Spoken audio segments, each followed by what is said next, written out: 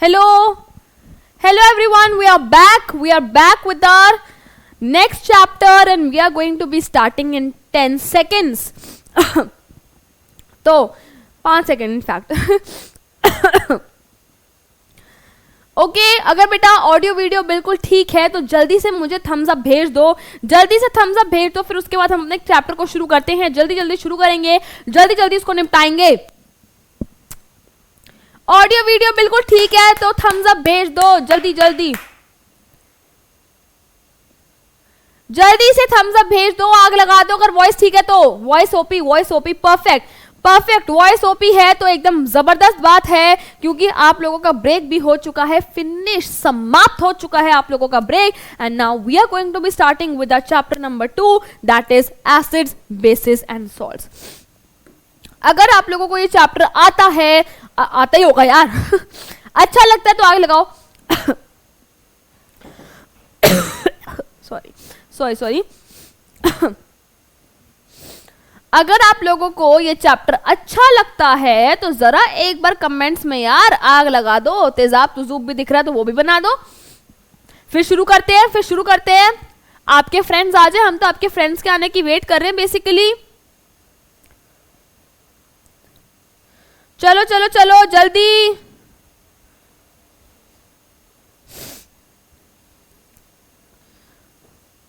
All right, perfect. चलिए बेटा फिर हम अपने चैप्टर को शुरू करते हैं, that is acids bases and salts. और पहला प्रश्न आपकी कंप्यूटर स्क्रीन पर ये रहा. ठीक है, क्वेश्चन कहता है एक सेकंड बेटा, एक सेकंड बस रुक जाओ.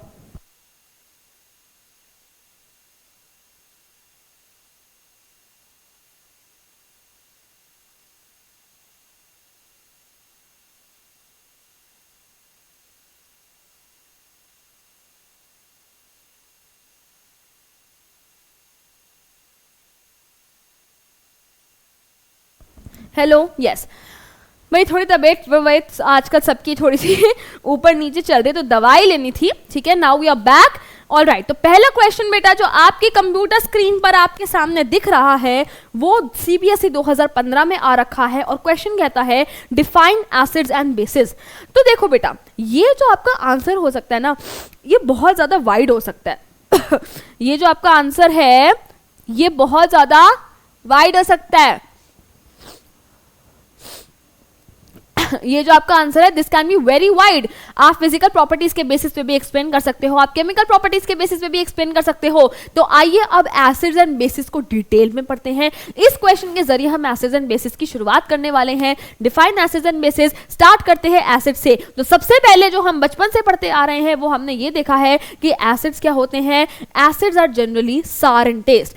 एसिड्स जो होते हैं वो जनरली खट्टे होते हैं टेस्ट में. ठीक है, उसके बाद they give H positive ions in aqueous solution. जब भी किसी एसिड को पानी में डाला जाता है एक्वस सोल्यूशन में वो H पॉजिटिव आयंस रिलीज करते हैं, right.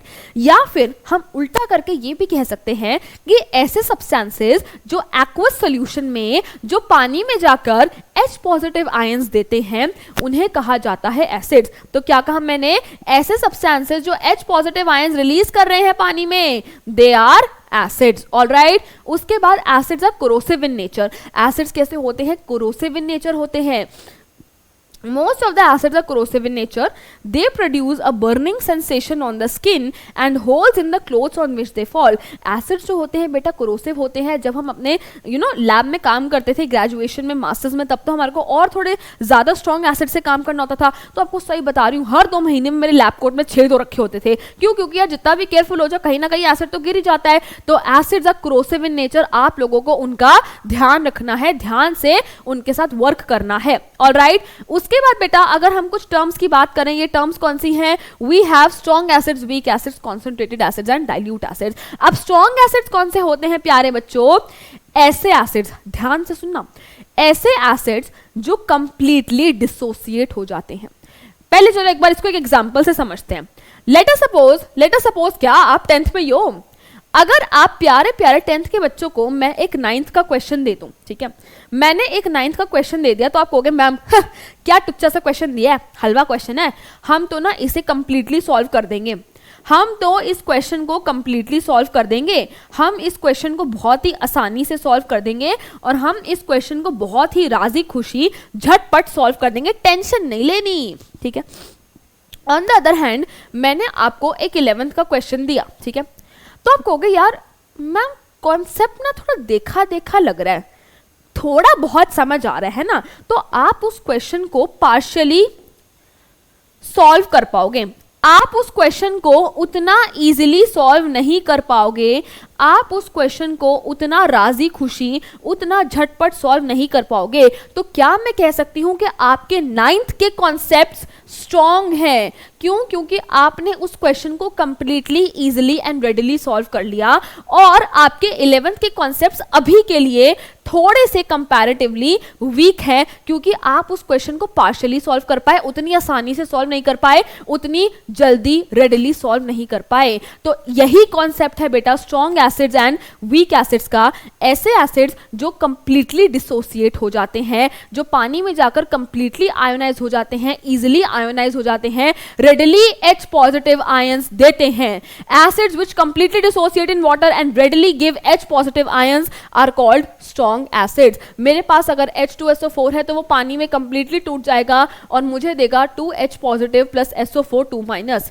On the other hand weak acids वो होते हैं जो which dissociate, which ionize partially and do not readily give H positive ions, जो आधे पौने जो पार्शियली टूटते हैं और उतनी राजी खुशी उतनी आसानी से H पॉजिटिव आयंस रिलीज नहीं करते हैं। तो अगर मैं आप लोगों को एग्जांपल दूं, मेरे पास CH3COOH है, तो जब ये मेरा पानी में जाता है तो ये मेरे को देता है CH3COO माइनस और साथ ही में H पॉजिटिव। देखो सारे H पॉजिटिव नहीं रिलीज हुए, ये वाले नहीं रिलीज हुए, सिर्फ ये वाला H टूटा, तो ये पार्शियली टूटा है, ये पार्शियली डिसोसिएट हुआ है, तो इसलिए ये वीक एसिड हो गया। अब अगर हम बात करें concentrated acids and dilute acids की, ऐसे एसिड्स जिसमें एसिड की मात्रा ज्यादा है और पानी की मात्रा कम है, उनको कॉन्सेंट्रेटेड एसिड्स बोलते हैं।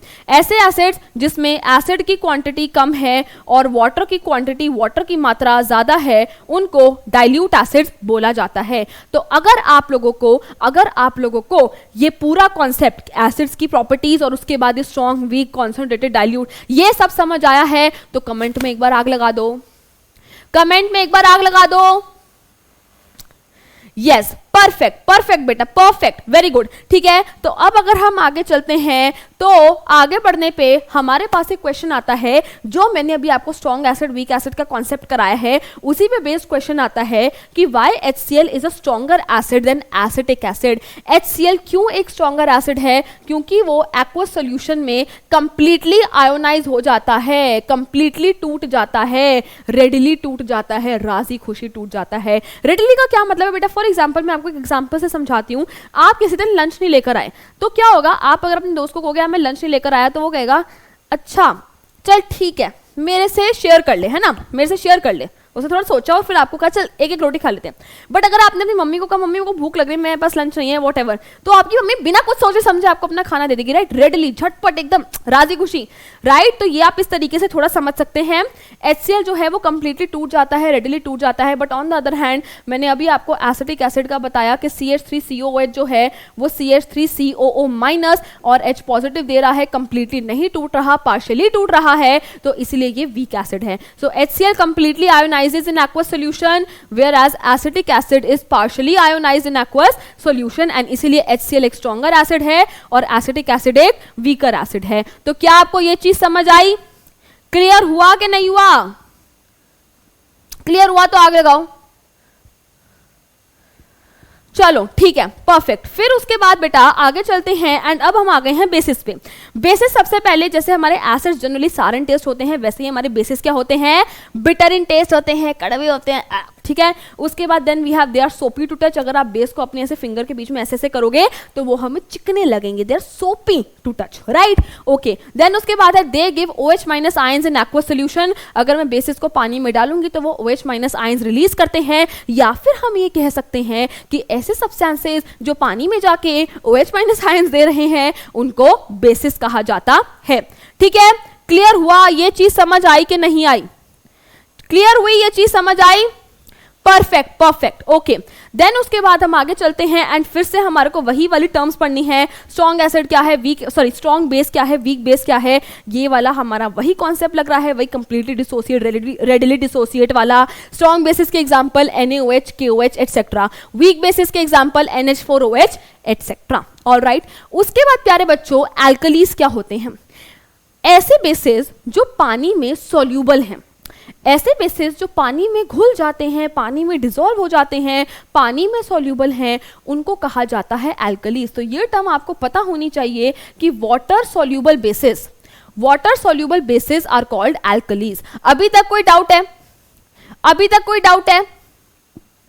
नहीं है। Perfect perfect perfect okay.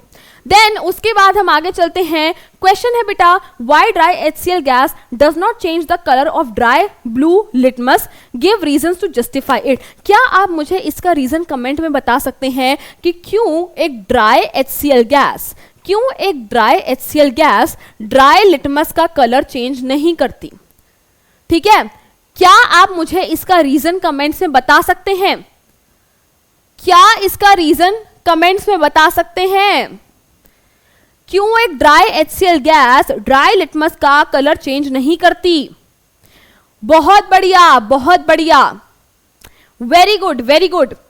क्या बात है, नहीं करेगी? क्यों नहीं करेगी? क्योंकि एसिड्स और बेसिस को अपनी acidic and basic property show करने के लिए एक्वस मीडियम चाहिए, पानी चाहिए। ड्राई HCl है, पानी की बूंद नहीं है। ड्राई लिटमस पेपर है, पानी कहीं पे भी नहीं है। तो जब एक्वस मीडियम नहीं है, पानी नहीं है, तो आयंस कहां से आएंगे? H पॉजिटिव कहां से आएगा? H पॉजिटिव नहीं आएगा तो एसिडिक कैरेक्टर कैसे आएगा? तो इसीलिए dry HCl gas dry litmus का कलर चेंज नहीं करती है।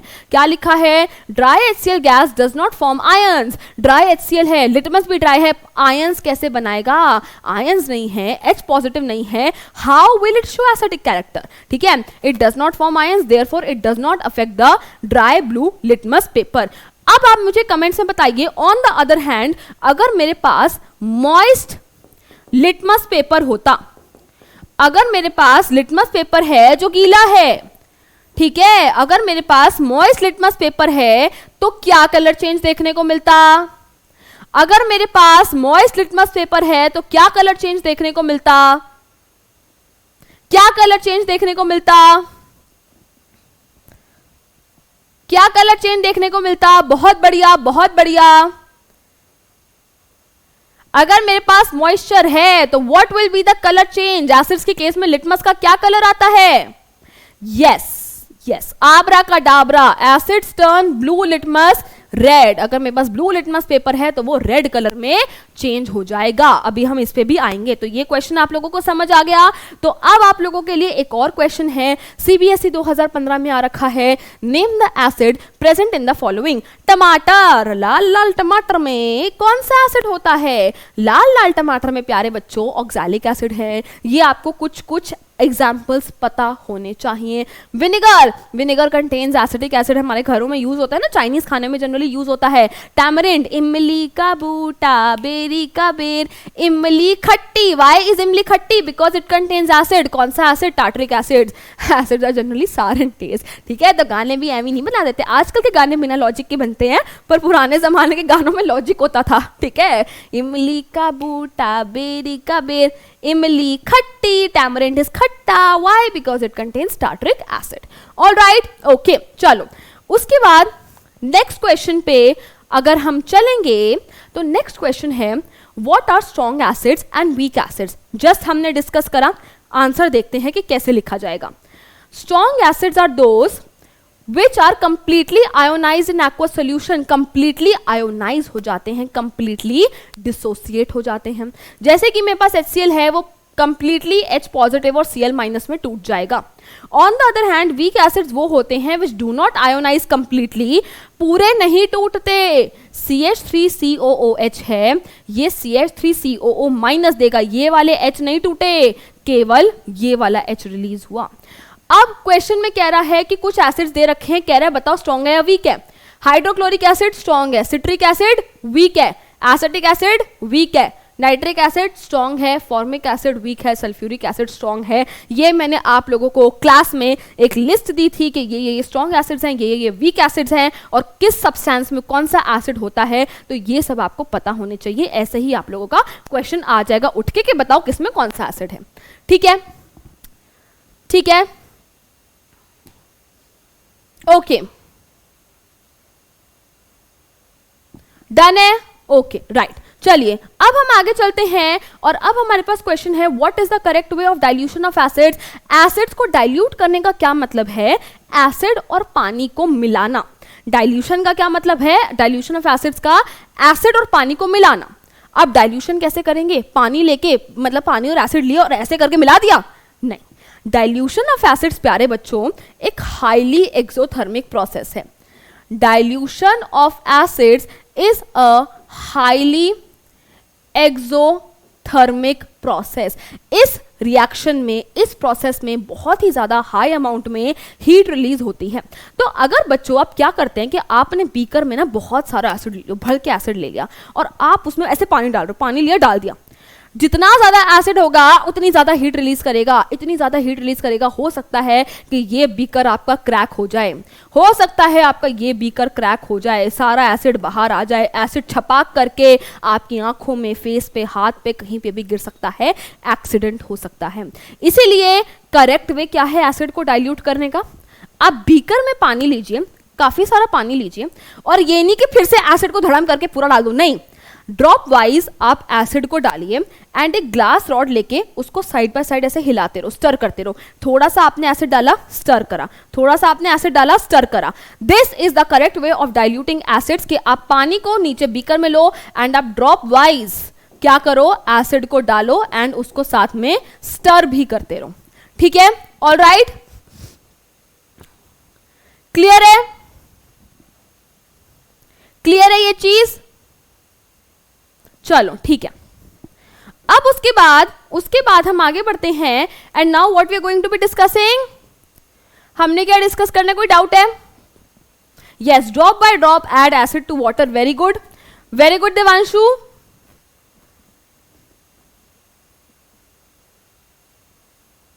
ओके, और कोई डाउट? चलो ठीक है, डन।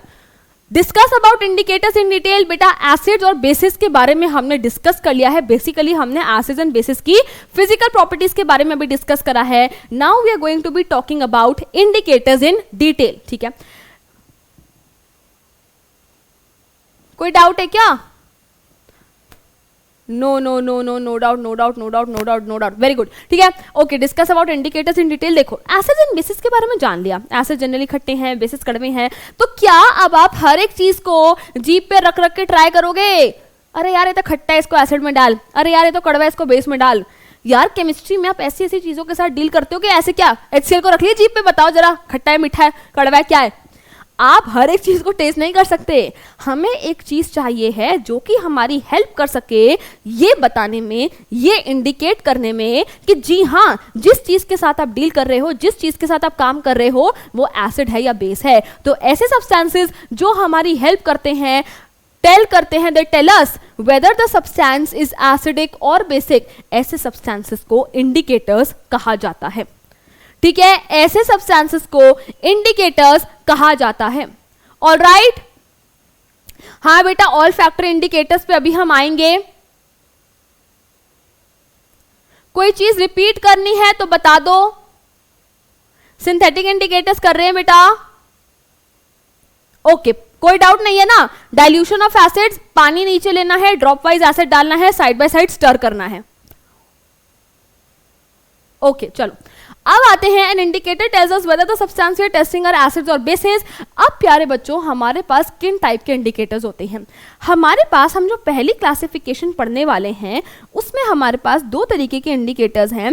एक है हमारे रंग बदलू इंडिकेटर्स। ठीक है, when chemistry ma'am said wait करो वो रंग बदलेगा, she was right because she was talking about indicators। ठीक है, तो हमारे पास एक है रंग बदलू इंडिकेटर्स। ऐसे इंडिकेटर्स जो रंग बदल के, कलर चेंज देके हमें बताते हैं कि हाँ ये एसिड है या बेस है। ठीक है, और हमारे पास है गंध बदलू, गंध माने स्मेल, गंध बदलू, ये मैं आपको सिर्फ फन के लिए लिखवा रही हूं कि गंध बदलू या रंग बदलू, ठीक है। एक्चुअली में जो कलर चेंजिंग इंडिकेटर्स होते हैं उनको कहा जाता है एसिड बेस इंडिकेटर्स।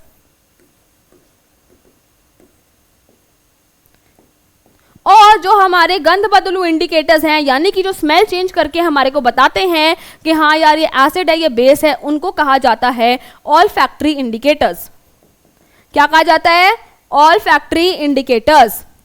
ओके, अब एक और क्लासिफिकेशन बच्चों हमें पढ़नी है, that is one more classification that we are going to study about is natural indicators. नाम से ही पता लग रहा है, ऐसे इंडिकेटर्स जो हमारे को नेचर से मिलते हैं वो नेचुरल इंडिकेटर्स हैं। ऐसे इंडिकेटर्स जो हमारे मैन मेड हैं, लेबोरेटरीज में क्रिएटेड हैं सिंथेटिकली, आर्टिफिशियली, उनको कहा जाता है synthetic indicators.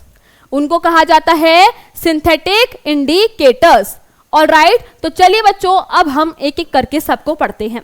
An indicator tells us whether the substance we are testing are acids or bases। सबसे पहले बेटा हम बात करते हैं नेचुरल इंडिकेटर्स की, ऐसे इंडिकेटर्स जो हमें नेचर से मिलते हैं। तो अगर हम उनका एग्जाम्पल देखें, so we have litmus and turmeric, मतलब और भी है but we are going to be discussing about litmus and turmeric.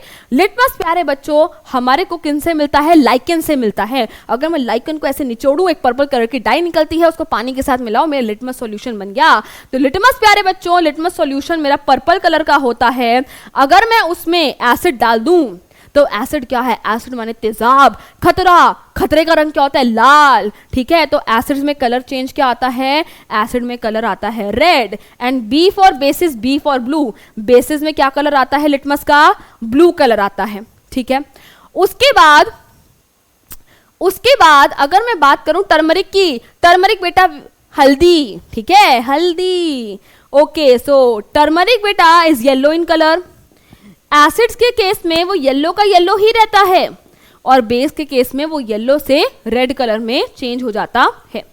Alright, हम लोग हमारे जैसे इंडियन हाउस होल्ड्स हैं, खूब हल्दी वल्दी डल के, मसाले डल के खाना बनते हैं। तो कभी अगर हमारे किसी लाइट कलर की शर्ट पे हल्दी का निशान लग जाए, तो जब हम उसको धोते हैं ना, तो धो रहे हैं, सोप यूज कर रहे हैं, soaps are basic in nature, तो जब सोप उस पे लगता है हल्दी पे, soap is basic in nature, base की प्रेजेंस में वो जो निशान है वैसे रेडिश कलर में, रेडिश ब्राउन कलर में चेंज हो जाता है, ठीक है। ऑलराइट, ठीक है, राइट। चलो फिर हम आगे चलते हैं। Then we are talking about synthetic indicators, ऐसे इंडिकेटर्स जो मैन मेड है, लेबोरेटरीज में क्रिएटेड है। पहले हम बात करेंगे फिनोल्फ्थलीन की, इसकी स्पेलिंग ध्यान से देख लेना, फिनोल्फ्थलीन, ठीक है। फिनोल्फ्थलीन बेटा वैसे कलरलेस होता है, मैं कलरलेस के लिए सी लिख रही हूं।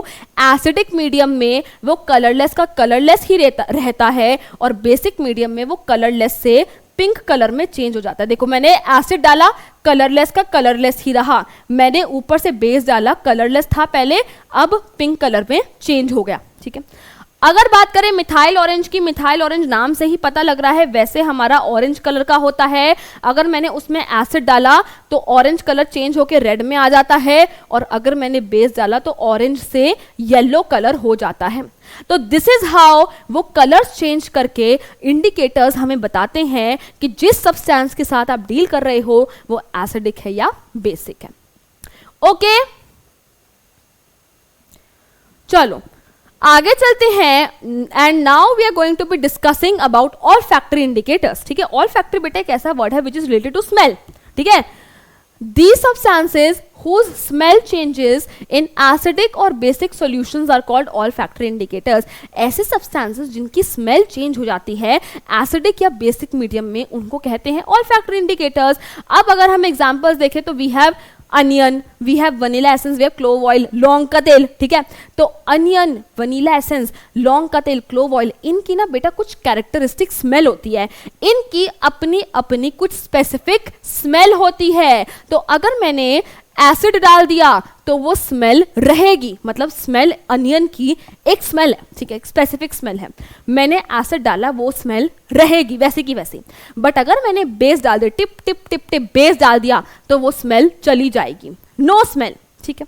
वनीला एसेंस केक्स वगैरह में यूज होता है, जो आपको बड़ी मीठी मीठी खुशबू आती है ना, वो वनीला एसेंस की वजह से आती है, उसकी बड़ी मीठी मीठी खुशबू है। अगर मैं एसिड डाल रही हूं उसमें तो स्मेल रहेगी वैसी की वैसी, बट अगर मैंने बेस डाला स्मेल चली जाएगी। क्लोव ऑयल में भी स्मेल रहेगी, अगर मैं एसिड डाल रही हूं, अगर मैंने बेस डाला तो स्मेल चली जाएगी, there will be no smell. So this is how olfactory indicators हमारी मदद करते हैं अपनी स्मेल को चेंज कर करके कि हाँ यार तुम एसिड के साथ इस काम कर रहे हो और तुम बेस के साथ काम कर रहे हो, ठीक है। सो ये था आप लोगों के लिए इंडिकेटर्स।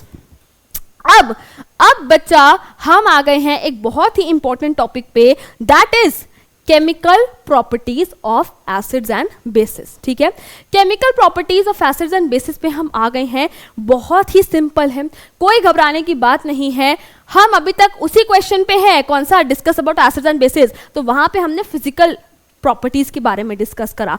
अब हम एसिड्स एंड बेसिस की केमिकल प्रॉपर्टीज को डिस्कस करेंगे। सबसे पहले बेटा अगर बात करें रिएक्शन विद मेटल्स, तो जो एसिड है वो मेटल के साथ रिएक्ट करके सॉल्ट एंड हाइड्रोजन गैस देता है। मेरे पास एसिड है HCl, मेरे पास मेटल है जिंक, तो ये दोनों रिएक्ट करके मुझे देंगे सॉल्ट और साथ ही में देंगे हाइड्रोजन गैस। और मुझे जल्दी से कमेंट्स में बता दो कि हाइड्रोजन का आइडेंटिफिकेशन टेस्ट क्या होता है।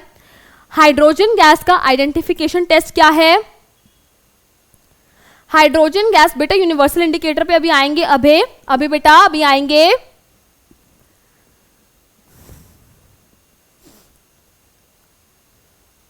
ओके यस, तो हाइड्रोजन गैस का आइडेंटिफिकेशन टेस्ट, परफेक्ट, बहुत बढ़िया, सही पकड़े हैं। पॉप साउंड टेस्ट, कौन सा टेस्ट? साउंड टेस्ट ये अब आपको भी नहीं भूलोगे।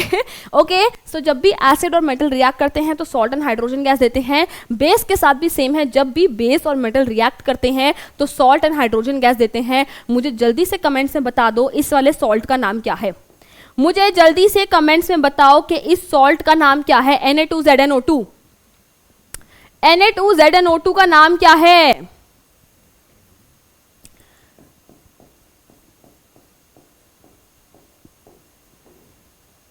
क्या नाम है Na2ZNO2 का? क्या नाम है Na2ZNO2 का? बहुत बढ़िया कृति बेटा, बहुत बढ़िया, सोडियम जिंकेट। क्या नाम है? Sodium zincate. तो चाहे मेरे पास एसिड हो चाहे मेरे पास बेस हो, वो दोनों मेटल्स के साथ रिएक्ट करके सॉल्ट एंड हाइड्रोजन गैस देते हैं। हाइड्रोजन गैस के लिए आइडेंटिफिकेशन टेस्ट क्या है? पॉप साउंड टेस्ट है। क्वेश्चन आप लोगों का CBSE 2012 और 9 दोनों में आ रखा है। How will you test for the gas which is liberated when hydrochloric acid? मेरे पास एक एसिड है जो एक मेटल के साथ, सीधा जनरल स्टेटमेंट लिख दो, मेरे पास एक एसिड है जो मेटल के साथ रिएक्ट कर रहा है। जब एसिड और मेटल रिएक्ट करते हैं तो सॉल्ट एंड हाइड्रोजन गैस देते हैं। क्वेश्चन में कह रहा है कि इस गैस के लिए कैसे टेस्ट करोगे? पॉप साउंड टेस्ट करेंगे, ठीक है। एक जलती हुई मैचस्टिक, मेरे पास क्या है? मेरे पास एक टेस्ट ट्यूब है, इसमें मेरे पास एसिड है और मेटल है। जब इन दोनों के बीच रिएक्शन होगा तो सॉल्ट बनेगा और हाइड्रोजन गैस निकलेगी। अगर मैं एक जलती हुई मैचस्टिक ले आऊं यहाँ पे, तो जो हाइड्रोजन गैस निकल रही है वो बर्न होगी पॉप साउंड के साथ, ठीक है। अब आप लोगों को लग रहा था ना मैं पॉप साउंड निकालूंगी, ठीक है, वो तो क्या, चलो चलो एक लास्ट टाइम निकाल देते हैं। It will burn with a pop, नहीं ये तो बेकार ही निकली, it will burn with a pop sound, इससे ज्यादा और नहीं निकाल रही अब मैं चलिए ठीक है। Then we have reaction of metal carbonate and metal hydrogen carbonate. हमने चैप्टर 1 में ही वो क्वेश्चन देख लिया था कि जब भी कोई मेटल कार्बोनेट या फिर मेटल बाइकार्बोनेट हमारा एसिड के साथ रिएक्ट करता है तो मुझे क्या मिलता है? मुझे मिलता है salt, carbon dioxide and water, ठीक है। कोई डाउट है? कोई डाउट है? बेटा सोडियम जिंकेट से आगे चल लिए हम, बताओ पूर्व बेटा।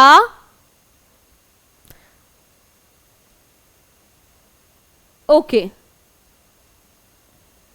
हाँ हाँ हाँ हाँ, देख रही हूँ कमेंट्स। कोई डाउट है तो पूछो पूछो पूछो, जल्दी जल्दी जल्दी। नो डाउट, ओके चलो। अगर कोई भी मेटल कार्बोनेट या फिर मेटल बाइकार्बोनेट या हाइड्रोजन कार्बोनेट एसिड के साथ रिएक्ट करता है तो मुझे मिलता है salt, carbon dioxide and water. And carbon dioxide के लिए प्यारे बच्चों आइडेंटिफिकेशन टेस्ट क्या है? कार्बन डाइऑक्साइड के लिए मेरे पास होता है लाइम वाटर टेस्ट, ठीक है, it turns lime water milky. तो एसिड्स देते हैं salt, carbon dioxide and water, and bases जो हैं, basis do not react with metal carbonate या फिर मेटल बाइकार्बोनेट। इसका जवाब आप लोग मुझे कमेंट्स में देंगे कि क्यों जो बेसिस हैं वो मेटल कार्बोनेट या मेटल बाइकार्बोनेट के साथ रिएक्ट नहीं करते हैं, क्यों नहीं करते हैं, जल्दी बताओ।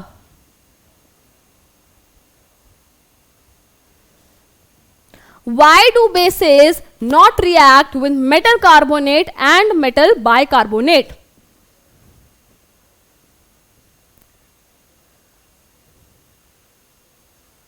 क्यों नहीं करते हैं? यस, वेरी गुड, क्यों नहीं करते हैं? क्योंकि यार metal carbonates, metal bicarbonates are already basic in nature. तो बेस बेस क्या रिएक्ट करेगा? बेस बेस क्या रिएक्ट करेगा? ठीक है, बेस बेस क्या रिएक्ट करेगा?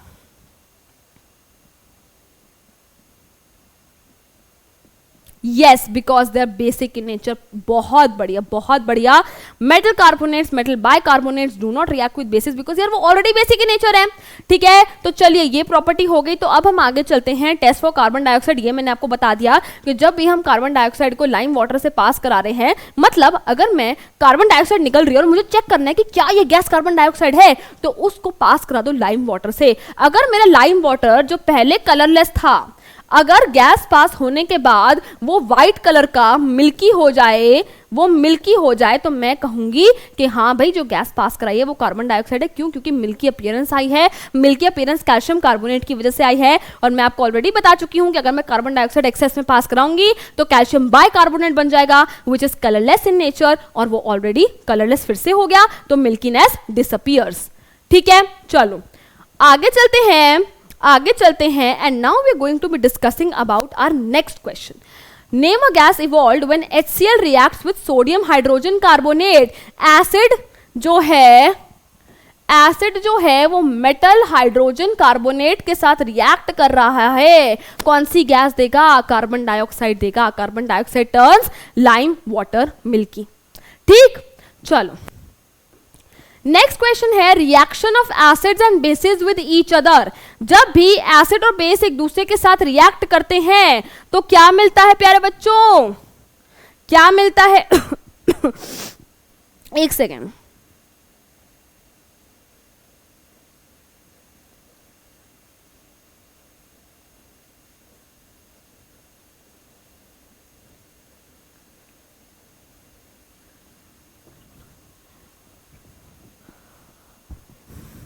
बहुत बढ़िया।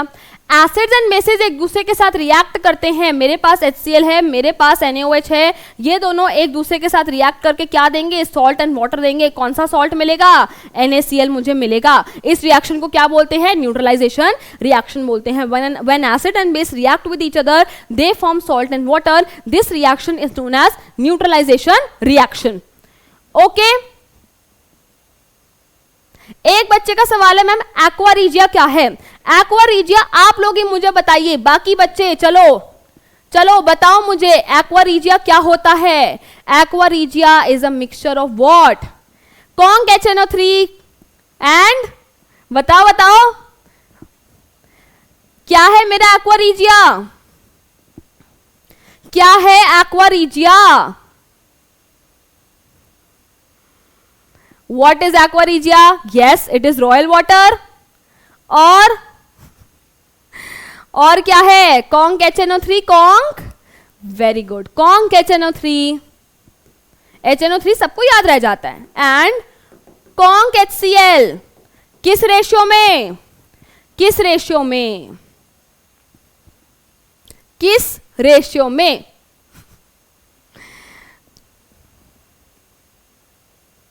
किस रेशियो में?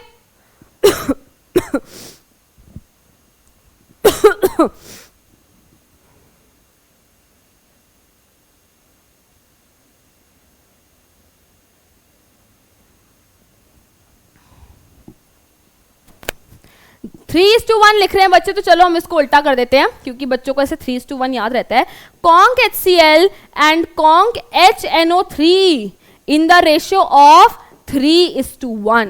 This is aqua regia, a highly corrosive substance कह लो या फिर एक highly corrosive mixture होता है। जो बच्चे 3:1 कह रहे हैं बेटा, बेसिकली कॉन्क HCl आपका 3 पार्ट्स में होता है, कॉन्क HNO3 आपका 1 पार्ट में होता है। तो अगर आप इसको उल्टा करके लिख दोगे तो रेशियो भी 1:3 हो जाएगा। ठीक है, रेशियो भी 1:3 हो जाएगा। ठीक है, तो आग लगाओ यार, ये इतना कोरोसिव है। एक बार तुम भी जरा कमेंट्स में कोरोड कर दो, सबको आग लगा दो। ठीक है, जल्दी जल्दी जल्दी जल्दी।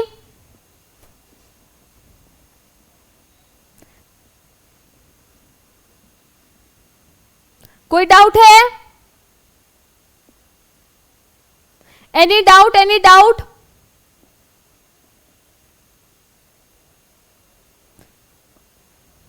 मिल्की का मतलब क्या बेटा? देखो, जब ना कैल्शियम कार्बोनेट बनता है ना, वो एक व्हाइट कलर का प्रेसिपिटेट है। ठीक है, अब ना व्हाइट कलर का प्रेसिपिटेट है तो ना उसको एक बढ़िया से टर्म देने के लिए, राइट, बढ़िया से ऐसे बोलने के लिए कि यार व्हाइट कलर आ रहा है, चल यार याद करने के लिए ये मजा आ रहा है ज्यादा कि मिल्की अपीयरेंस है ना। मिल्की अपीयरेंस सुनने में कितना फनी सा लगता है यार, कलरलेस था milky appearance, lime water turns milky, याद रहेगा है ना। तो बस यही है, व्हाइट कलर का प्रेसिपिटेट है तो मिल्की अपीयरेंस। ओके चलो, अब बेटा हम किस पे थे? न्यूट्रलाइजेशन रिएक्शन पे थे। एक्वा रीजिया का डाउट हो चुका है, तो अब हम आगे चलते हैं और अब हम देखने वाले हैं reaction of metal oxides with acids. Metal oxide जो है प्यारे बच्चों, metal oxides are basic in nature. Metal oxides are basic in nature, they are also amphoteric in nature, जिसके बारे में अभी आप चैप्टर नंबर 3 में पढ़ लोगे। But right now we are talking about basic, और आप इसको कैसे लर्न कर सकते हो? मोगैम्बो। ठीक है, मोगैम्बो खुश हुआ, हा हा हा। Metallic oxides are basic oxides. तो metallic oxides basic in nature होती हैं। अगर आप किसी भी बेस को एसिड के साथ रिएक्ट कराओगे तो सॉल्ट एंड वाटर मिलेगा। तो अगर मेरे पास कॉपर ऑक्साइड है, कॉपर क्या है? एक मेटल है। कॉपर द्वारा बनाई गई ऑक्साइड क्या है? मेटालिक ऑक्साइड है। Metallic oxide is basic in nature. तो जब वो एसिड के साथ रिएक्ट करेगी तो मुझे क्या मिलेगा? मुझे मिलेगा salt and water. On the other hand, अगर मैं बात करूं नॉन मेटालिक ऑक्साइड्स की, नॉन मेटालिक ऑक्साइड्स कैसी होती हैं? They are acidic as well as neutral. But अभी हम एसिडिक की बात कर रहे हैं, तो जब भी कोई एसिडिक चीज बेस के साथ रिएक्ट करेगी तो सॉल्ट एंड वाटर देगी। मेरे पास क्या है? Carbon dioxide, carbon non metal, carbon dioxide non metallic oxide. Non metallic oxide माने एसिडिक। तो जब एसिड जो है वो बेस के साथ रिएक्ट करेगा तो मुझे देगा सॉल्ट एंड वाटर। ये रिएक्शन पीछे से देखते आ रहे हैं हम इतनी देर से। ठीक है, ये रिएक्शन हम पीछे इतनी देर से देखते हुए आ रहे हैं। ठीक, कोई डाउट? कोई डाउट है तो पूछ लो।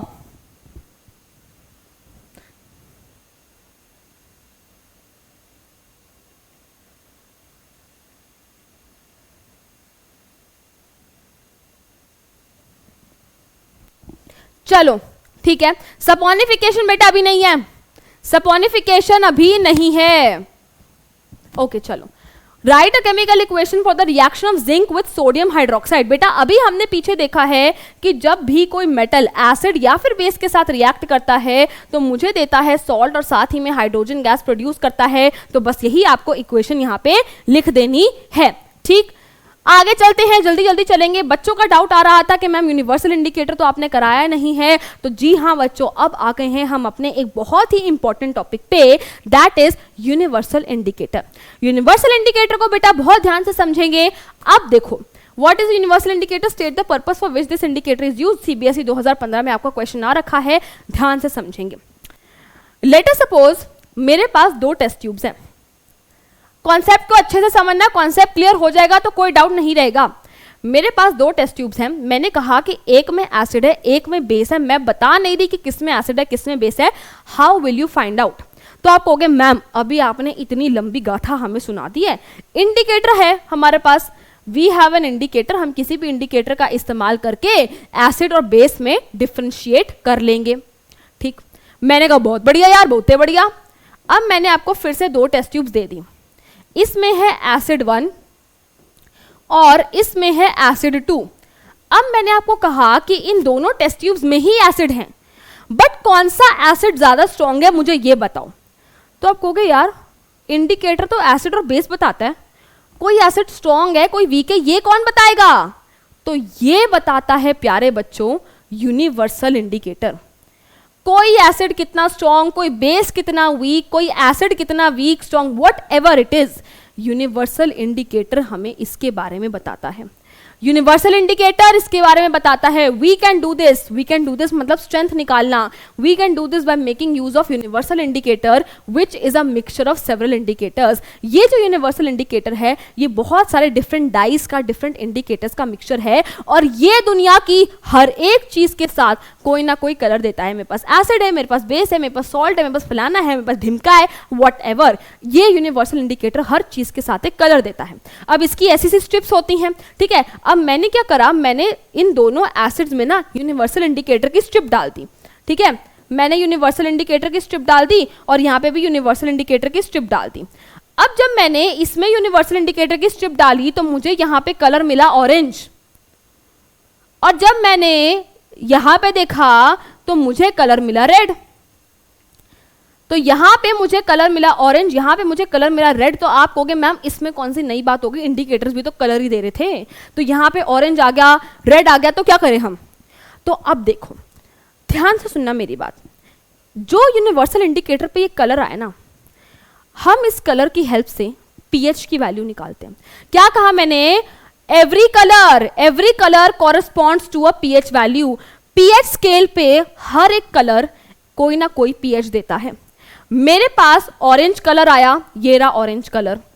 मेरे पास रेड कलर आया, ये रहा रेड कलर। तो हर एक कलर एक ना एक पीएच वैल्यू को कॉरेस्पॉन्ड करता है। ये है प्यारे बच्चों एक पीएच का स्केल जिसकी वैल्यू होती है 0 to 14। अब इससे पहले कोई पूछे मैम 1 से 15 क्यों नहीं होता, 15 से 50 क्यों नहीं होता, ये सब आप हायर स्टैंडर्ड में पढ़ोगे, बट इसकी वैल्यू है 0 to 14। तो 0 1 2 3 4 5 6 7 8 9 10 11 12 13 14। हर कलर किसी ना किसी पीएच वैल्यू को कॉरेस्पॉन्ड करता है। पीछे मेरे पास एक कलर आया ऑरेंज, तो इसका मतलब पीएच वैल्यू क्या हो गई 1। पीछे कलर आया रेड, इसका मतलब पीएच वैल्यू क्या हो गई 0। तो प्यारे बच्चों इसकी पीएच वैल्यू हो गई 1, इसकी पीएच वैल्यू हो गई 0। आप कहोगे मैम समझ आ गया, हमने यूनिवर्सल इंडिकेटर लिया, हमारे पास एक कलर आया, उस कलर की हेल्प से हमने पीएच की वैल्यू निकाल ली, बट अभी भी ये कहां पता लगा, कि कौन सा स्ट्रॉन्ग है कौन सा वीक है। अब मैं आपको दो बहुत इंपॉर्टेंट एक्सप्रेशंस देने वाली हूं जिससे आपका पूरा पीएच का जो कॉन्सेप्ट है ना वो क्लियर हो जाएगा। देखो बहुत इंपॉर्टेंट है ये, वेरी वेरी वेरी इंपॉर्टेंट है, इनको देखना। किसी भी एसिड की ताकत यानी कि एसिड की strength is inversely proportional to pH value. किसी भी एसिड की ताकत is inversely proportional to pH value. किसी भी बेस की ताकत is directly proportional to pH value. क्या आपको ये दो टर्म्स, ये दो एक्सप्रेशंस समझ आए कि नहीं आए? क्या आपको ये दो एक्सप्रेशन समझ आए कि नहीं आए? मेरे पास दो एसिड्स थे, मैंने उसमें यूनिवर्सल इंडिकेटर डाला, एक में मुझे कलर मिला ऑरेंज, एक में मुझे कलर मिला रेड। ऑरेंज की हेल्प से मेरा पीएच आ गया 1, रेड की हेल्प से मेरा पीएच आ गया 0। अब मुझे पता करना है कि पीएच तो आ गया बट एसिड कौन सा ज्यादा स्ट्रॉन्ग है, तो उसके लिए अब हमें ये स्टेटमेंट देखनी है कि किसी भी एसिड की ताकत is inversely proportional to pH value. Inversely proportional का क्या मतलब होता है? अगर पीएच वैल्यू छोटी एसिड की ताकत ज्यादा, अगर पीएच की वैल्यू बड़ी एसिड की ताकत कम। 0 और 1 में से कौन सी वैल्यू छोटी है? 0 छोटा है, तो मतलब 0 की वैल्यू कम है, 0 छोटा है, तो मतलब उस वाले एसिड की ताकत ज्यादा है। तो जो मेरे पास दो एसिड्स थे, एक का पीएच 0, एक का पीएच 1, पीएच 0 छोटा है, तो मतलब इसकी एसिड की ताकत ज्यादा है, मतलब ये वाला एसिड ज्यादा स्ट्रॉन्ग है। ठीक है। इनवर्सली प्रोपोर्शनल का मतलब होता है बेटा, अगर कोई चीज कम है, अगर मेरे पास पीएच की वैल्यू कम है, तो मतलब एसिड की ताकत ज्यादा है। अगर pH की वैल्यू ज्यादा है, एसिड की ताकत कम है। यहां पे देखो बेस की ताकत is directly proportional to pH की वैल्यू। मेरे पास दो बेसिस है, एक बेस का pH है 10, एक का pH है 8। कौन सी वैल्यू ज्यादा बड़ी है? 10 बड़ी है। तो डायरेक्टली प्रोपोर्शनल का मतलब है जो जितना बड़ा उसकी ताकत उतनी ज्यादा, जो जितनी वैल्यू छोटी उसकी ताकत उतनी कम। तो 8 जो है वो छोटा है 10 से, मतलब 8 वाला बेस वीक है, 10 वाला बेस स्ट्रॉन्ग है, क्योंकि बेस की ताकत is directly proportional to pH value. जितना pH ज्यादा उतना बेस ज्यादा स्ट्रॉन्ग, जितना pH कम उतना एसिड ज्यादा स्ट्रॉन्ग, सीधी सीधी भाषा में अगर बोला जाए तो। pH माने बेटा पोटेंट ऑफ हाइड्रोजन, यानी कि हाइड्रोजन आयन की पावर। ठीक है, हाइड्रोजन आयन की पावर। कोई डाउट है? कोई डाउट है? देखो बेटा मैं ना एक बार इसको रिपीट कर देती हूं। एसिड की ताकत is inversely proportional to pH value. इसका मतलब है कि pH की वैल्यू जितनी कम होगी उतनी एसिड की ताकत स्ट्रांग होगी। मेरे पास दो एसिड्स हैं, एक की pH वैल्यू है 2 और एक की pH वैल्यू है 4। जितनी pH की वैल्यू छोटी होगी उतनी एसिड की ताकत ज्यादा होगी। तो इसका मतलब ये वाला जो एसिड है वो स्ट्रॉन्ग है। On the other hand base की ताकत is directly proportional to pH value. जितनी pH की वैल्यू ज्यादा होगी उतनी बेस की ताकत ज्यादा होगी। अगर मेरे पास दो बेसिस हैं, एक का pH है 8, एक का pH है 10, तो जिसकी pH वैल्यू ज्यादा उसकी ताकत ज्यादा, तो ये वाला बेस ज्यादा स्ट्रॉन्ग है। ठीक है, ठीक है, यस, क्लियर हो गया ना? बहुत बढ़िया। ओके, तो ये दो एक्सप्रेशंस आपके बहुत बहुत बहुत बहुत बहुत ज्यादा इंपॉर्टेंट है। और इसके साथ मैं आपको एक ऐसा एक्सप्रेशन और देने वाली हूं जिससे आपके pH के सारे क्वेश्चन हो जाएंगे। मैंने अभी आपको बोला कि एसिड की strength is direct, sorry, acid की ताकत is inversely proportional to pH value. pH value एक नंबर है सिर्फ। स्टार्टिंग से क्या पढ़ते आ रहे हैं? एसिड्स कौन है? जो H पॉजिटिव आयन देते हैं। तो क्या मैं ये लिख सकती हूं कि H पॉजिटिव आयन की कॉन्सेंट्रेशन, एसिड की ताकत की बजाय मैंने H पॉजिटिव आयन की कॉन्सेंट्रेशन लिख दिया। बात तो एक ही है, एसिड्स कौन है? जो H पॉजिटिव रिलीज कर रहे हैं। ठीक है, तो मैंने एसिड की ताकत की बजाय क्या लिख दिया? H पॉजिटिव आयन की concentration is inversely proportional to pH value. तो प्यारे बच्चों, आपका एक ये वाला एक्सप्रेशन, एक ये वाला एक्सप्रेशन और एक ये वाला एक्सप्रेशन, इनको घोल के पी जाओ, गट गट गट गट गट गट पी जाओ। क्या आप लोगों को pH का कॉन्सेप्ट और यूनिवर्सल इंडिकेटर का कॉन्सेप्ट समझ आया? क्या आप लोगों को pH का कॉन्सेप्ट, एसिड की ताकत, बेस की ताकत, हाइड्रोजन आयन की कॉन्सेंट्रेशन जितना भी है ये समझ आया कि नहीं आया? Crystal clear? Very good.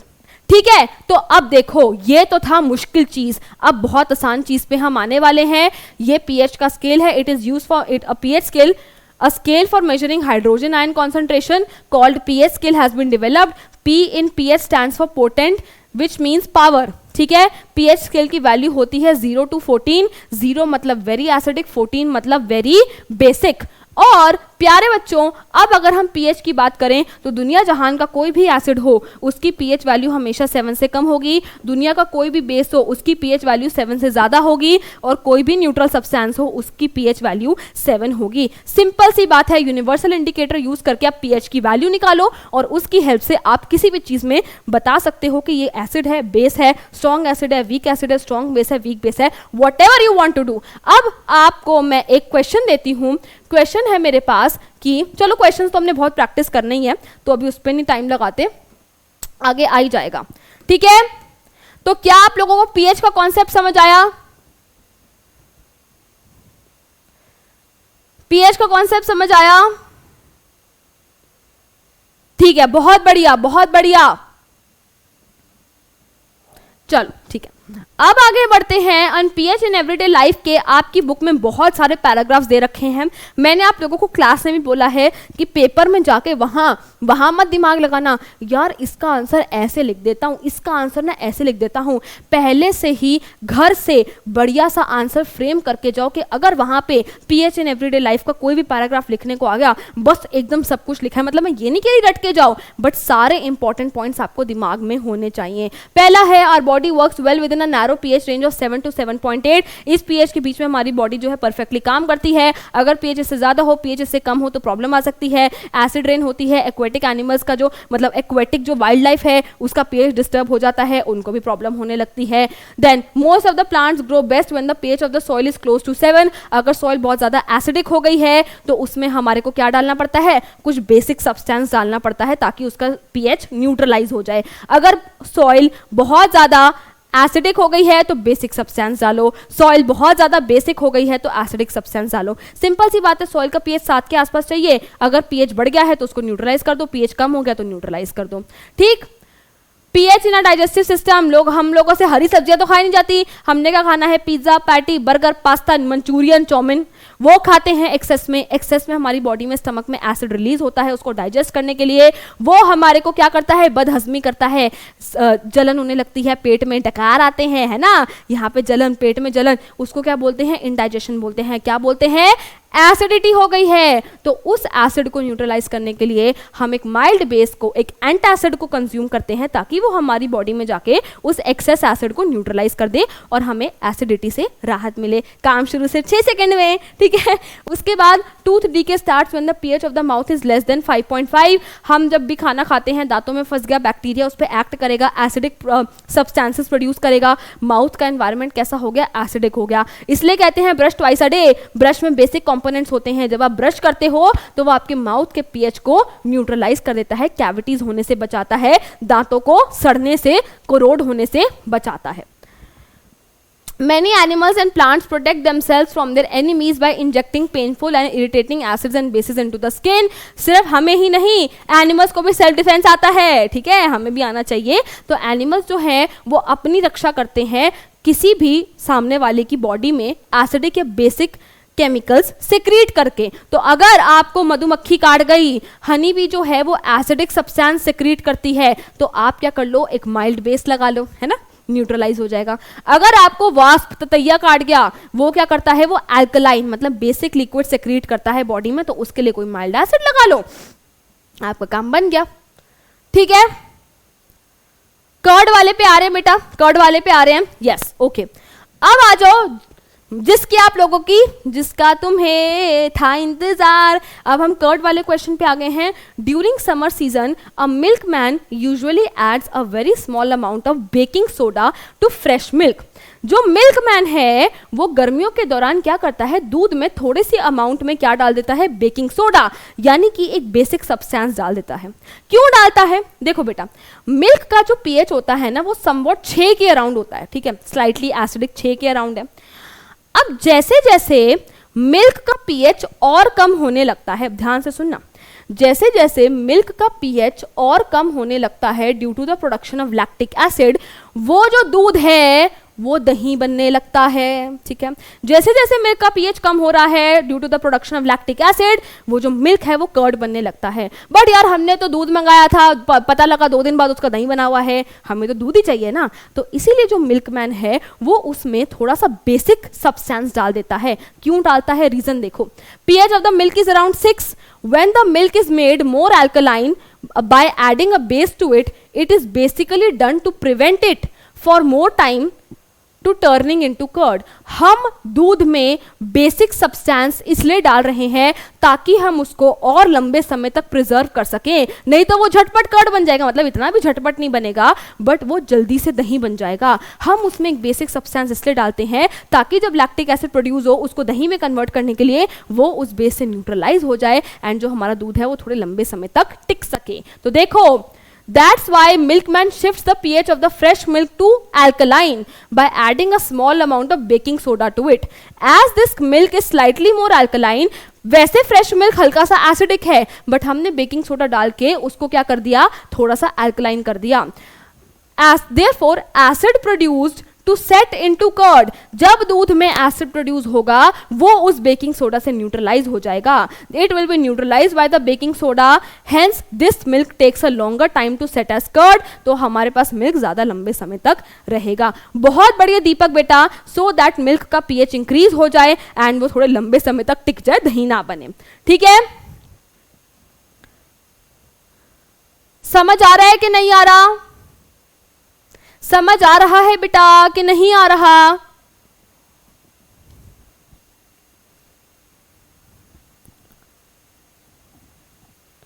Got it?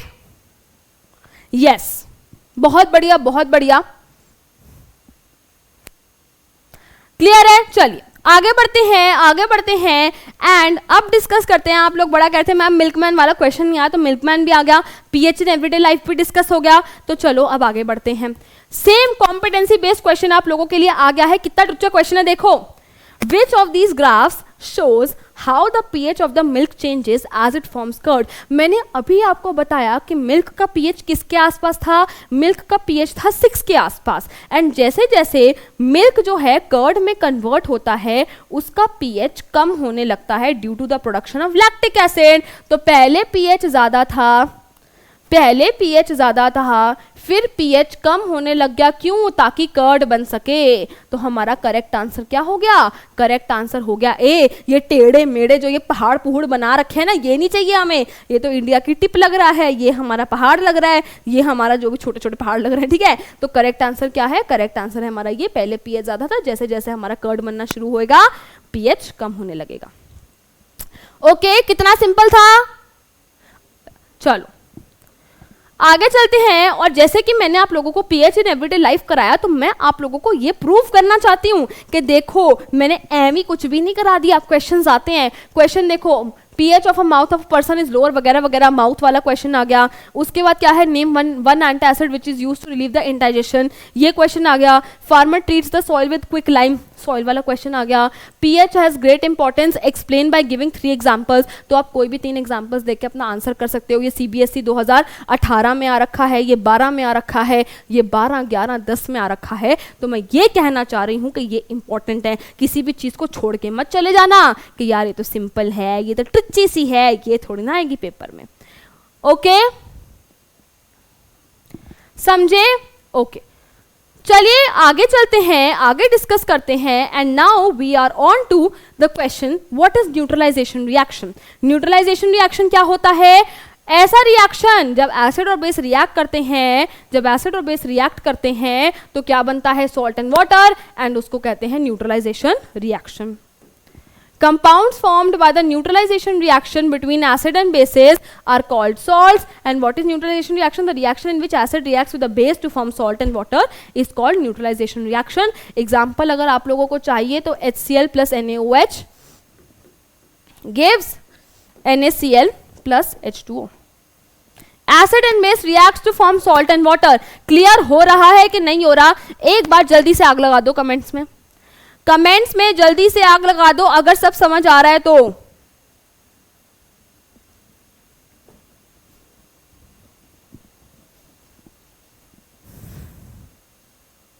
Clear है? कोई डाउट है? प्रीवियस क्वेश्चन नाम एक बार बता दो, कौन सा है प्रीवियस क्वेश्चन? प्रीवियस क्वेश्चन तो ये है, अच्छा ये वाला। ओके, देखो बेटा, मिल्क का पीएच क्या है? मिल्क का पीएच जनरली 6 के अराउंड होता है। जब वो कर्ड बनने लगता है तो उसका पीएच बस कम होता है, ऐसे ऐसे ऐसे कुछ नहीं हो रहा। सिंपल सी बात है, पीएच 6 के अराउंड था, जैसे जैसे उसमें लैक्टिक एसिड की प्रोडक्शन हो रही है, एसिड प्रोड्यूस हो रहा है, तो पीएच कम होगा ना। मैंने क्या बोला? जितना पीएच कम उतना एसिडिक ज्यादा। तो जैसे जैसे लैक्टिक एसिड प्रोड्यूस हो रहा है, पीएच की वैल्यू नीचे नीचे नीचे जाती रहेगी। तो इसीलिए जब मिल्क कर्ड में चेंज होता है तो जो हमारा ग्राफ है वो कुछ ऐसा था दिखता है, पहले ज्यादा था, अब कम कम कम होता जा रहा है। और कोई डाउट? नहीं, नहीं है ना? आग दिख गई है मुझे, क्या बात है, क्या बात है, क्या बात है। चलिए ठीक है, आगे चलते हैं। Moving forward, now we move on to our last topic. मतलब टॉपिक अभी लास्ट है बट इसके बाद हमें अभी क्वेश्चंस और देखने हैं। तो हमारा टॉपिक क्या है? Now we move on to the chemicals. जो हमारे को इंपॉर्टेंट कुछ केमिकल्स पढ़ने हैं, कुछ कंपाउंड्स पढ़ने हैं, अब हम उन पे आ गए हैं। तो सबसे पहले हमारे को क्वेश्चन जो CBSE 2016 में पूछा गया है वो है, what is chlor alkali process. Chlor alkali process क्या है? क्लोर एल्कली प्रोसेस से आप लोग समझ गए होंगे कि हम किसके बारे में पढ़ने वाले हैं। हम पढ़ने वाले हैं NaOH के बारे में।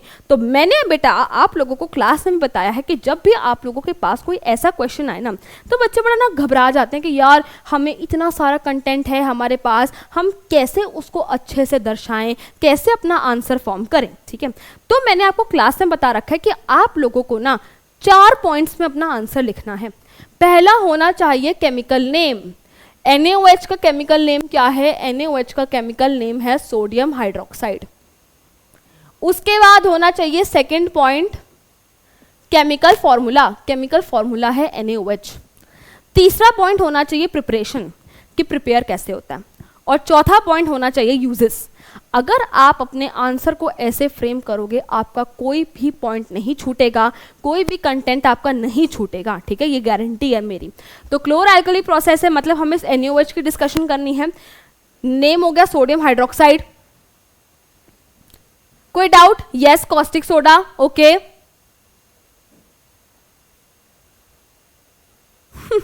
एक बच्चा कह रहे हैं मैम आप कौन सा सब्जेक्ट पढ़ाती हूँ? बेटा मैं पढ़ाती हूँ इंग्लिश।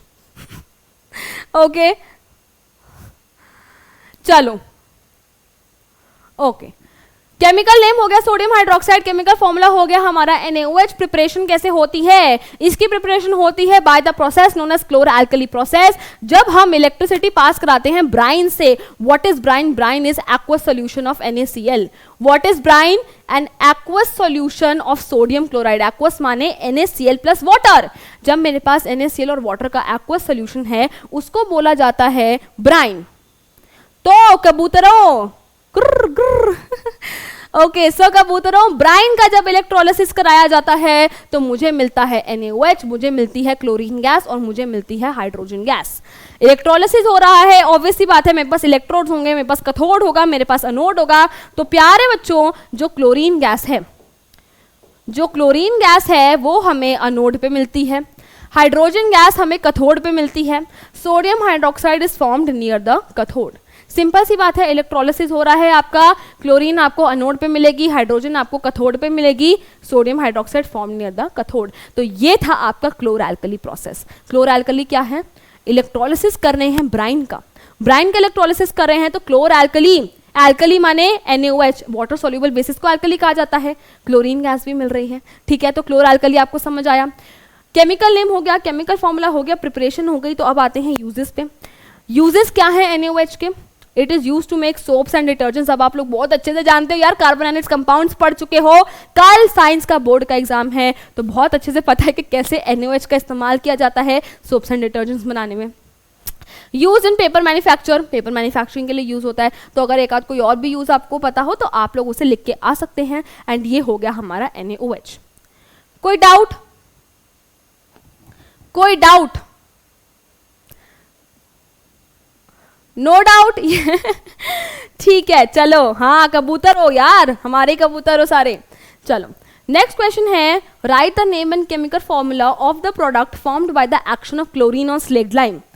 जब आप क्लोरीन एंड स्लेक्ड लाइम पढ़ेंगे तो आप लोगों के दिमाग में आना चाहिए कि जब क्लोरीन रिएक्ट करता है स्लेक्ड लाइम के साथ तो मुझे मिलता है bleaching powder which is calcium oxychloride. तो मतलब हम किसकी डिस्कशन करने वाले हैं?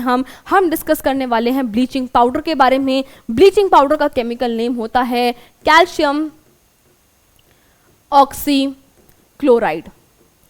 फॉर्मूला क्या होता है? पहला पॉइंट मैंने आपको बताया केमिकल नेम, दूसरा पॉइंट है केमिकल फॉर्मूला CaOCl2, तीसरा पॉइंट है प्रिपरेशन, ये आपको क्वेश्चन में ही दे रखी है। When chlorine reacts with slaked lime तो हमें क्या मिलता है? हमें मिलता है ब्लीचिंग पाउडर और साथ ही में H2O। ओके, एंड देन उसके बाद हमारे यूजेस हैं। ब्लीचिंग पाउडर का बेटा सबसे one of the major uses क्या है? रंग उड़ाना, है ना, रंग को उड़ा देना। आजकल लोगों को क्या है, कलर वगैरह करवाते हैं लोग अपने बालों को। अब हम इंडियंस के जो बाल होते हैं वो ब्लैक कलर के होते हैं। अब ब्लैक पे तो कॉमन सेंस नहीं, कॉमन साइंस की बात है ना, कि कोई रंग नहीं चढ़ेगा। तो सबसे पहले इस पे ब्लीच लगाई जाती है, ब्लीच लगा के बालों का रंग उड़ा दिया जाता है। अब जब वो बाल गोल्डनिश काइंड ऑफ कलर के हो जाते हैं तो उस पर जो मर्जी रंग चढ़ा लो, ठीक है। तो ब्लीचिंग कॉटन, इसका यूज क्या है? Bleaching cotton and linen in the textile industry. Sorry, bleaching wood pulp in the paper factories, bleaching washed clothes in the laundry. It is used as an oxidizing agent in many chemical industries. ये क्यों होता है? ये higher standard में पढ़ोगे। It is used as a disinfectant. It is used for disinfecting drinking water and making it free of germs. तो ये हो गया आपका fourth point which is uses. तो name, formula, preparation and uses. अगर आप इन 4 पॉइंट्स में अपने आंसर को लिखोगे तो आपका कोई भी पॉइंट मिस नहीं होगा, ठीक है बेटा। ब्रेक तो आप लोगों को मिलेगा चैप्टर खत्म होने के एंड में। मैम खड़ी हो गई यहाँ पे पढ़ा रही है आप लोग वहां पे कह रहे हो ब्रेक, चैप्टर खत्म होने के एंड में मिलेगा, कल पेपर है, कल पेपर है यार। जो पूरे साल पढ़ाई करी है, जो पूरे साल मेहनत करी है ना, भूल जाओ ब्रेक क्या होता है, भूल जाओ। ये भी नहीं है मतलब ये नहीं कि पूरे 24 पे 24 घंटे पढ़ते रहो, पर अभी क्या, अभी सवा घंटा ही तो हुआ है, घंटा सवा घंटा ही तो हुआ फिर से पढ़ते हुए। अभी नहीं ब्रेक मिलेगा, जब चैप्टर खत्म होगा तब ब्रेक देंगे। बेकिंग सोडा और बेकिंग पाउडर पे अभी आएंगे। और कोई डाउट? चलो ठीक है, आगे बढ़ते हैं। नेक्स्ट क्वेश्चन कहता है write the chemical equation to describe how baking soda is produce. मैंने कहा ना अभी बेकिंग सोडा पे आ रहे हैं on a large scale. Also right the chemical name of the products formed in the reaction. तो सबसे पहले प्यारे बच्चों मेरे पास बेकिंग सोडा क्या है, बेकिंग सोडा है NaHCO3। केमिकल नेम होता है सोडियम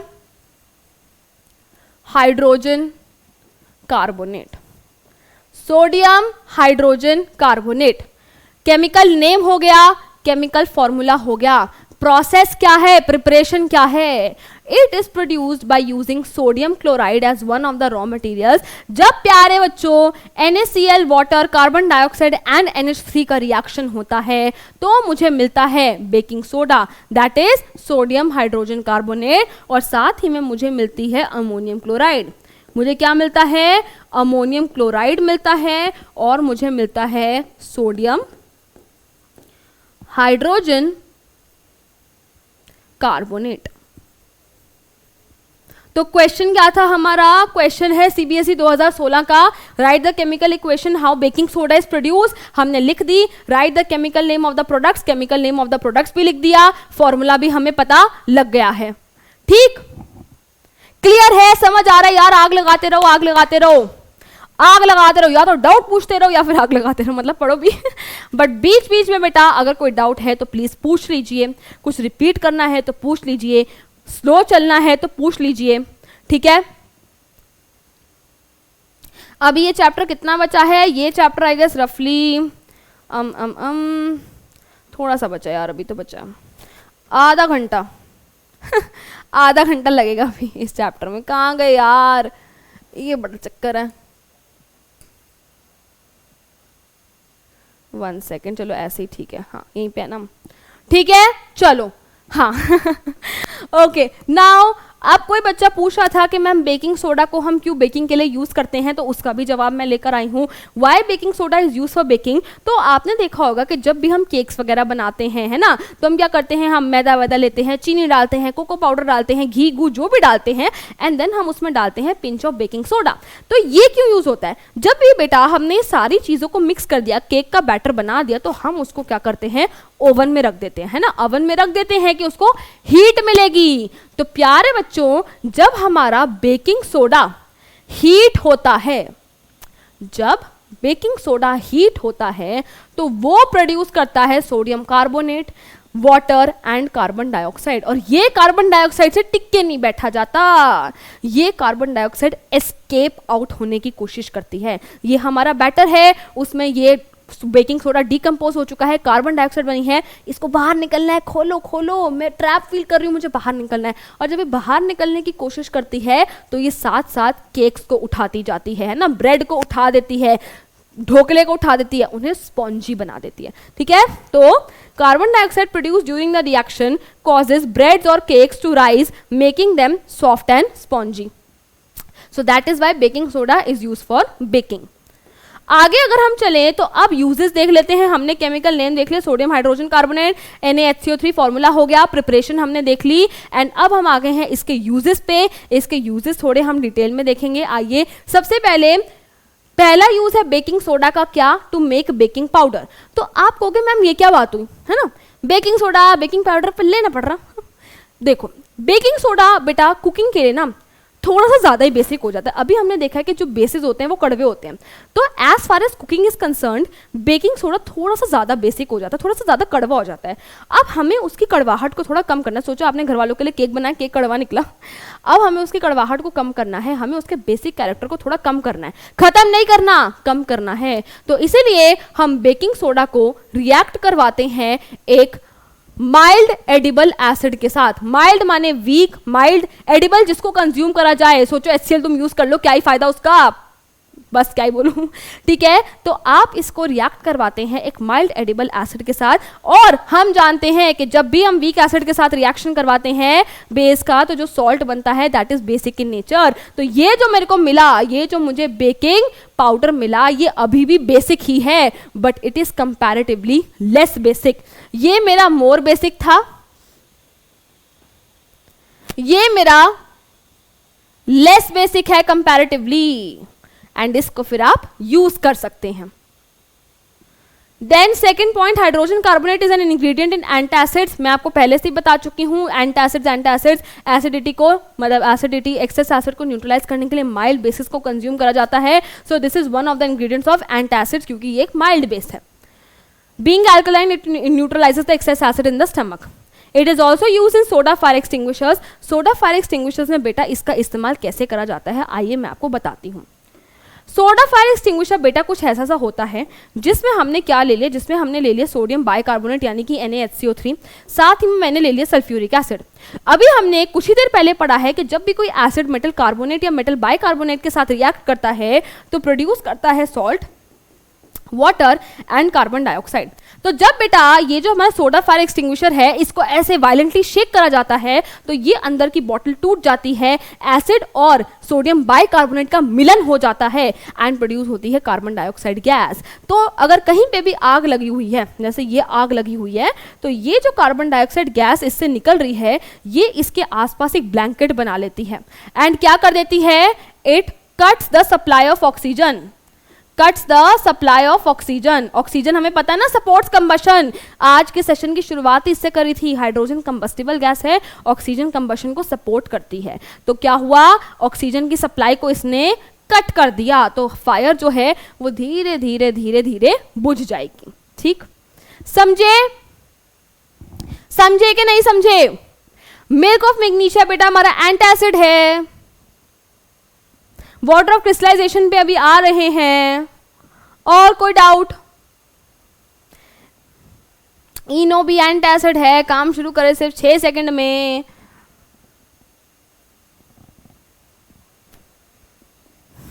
और कोई डाउट? चलो, नो डाउट, आग दिख गई, very good.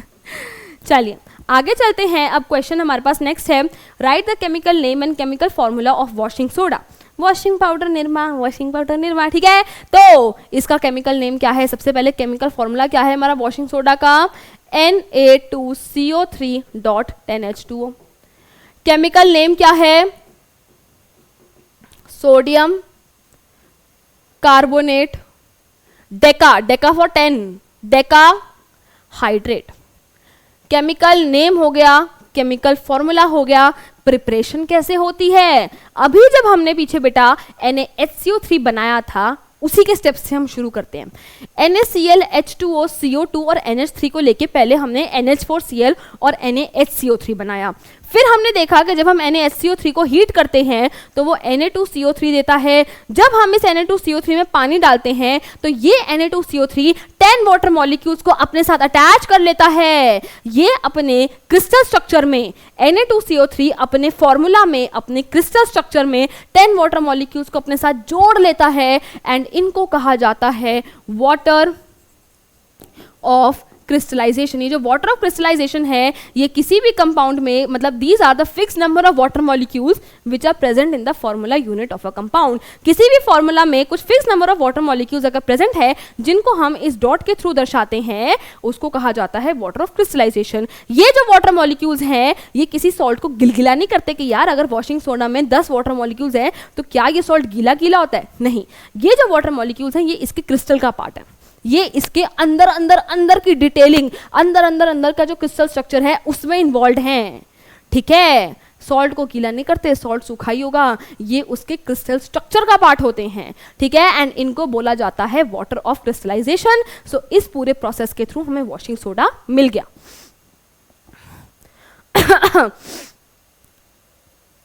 Yes, Solvay process, very good very good Uday बेटा, yes it is Solvay process.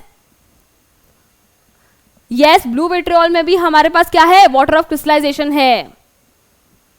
इतना सारा इक्वेशन कैसे याद करें बेटा, सिंपल तो है। यहां तक तो आपको NaHCO3 का लर्न करना है, उसके बाद NaHCO3 को तोड़ दो, ये भी पीछे देख लिया था, दो तो पुरानी ही हैं, नई तो लर्न करी है। ओके चलो चलिए बच्चों आगे चलते हैं एंड यूजेस देखते हैं। Sodium carbonate is used in glass, soap and paper industries, ठीक है, यूजेस तो हम देख ही लेंगे। Use in the manufacturing of sodium compound such as borax, use as cleaning agent for domestic purpose, use for removing permanent hardness of water, you very well know what is the hardness of water, how we can remove it, तो ये सब आप लोग जानते हैं, ठीक है। कोई डाउट, कोई डाउट, कोई डाउट मत रखना बोलती ना जब भी मैं, कोई डाउट मत रखना, पूछ लो, पूछना है तो। पानी पी रहे हम, डाउट पूछ लो तब तक।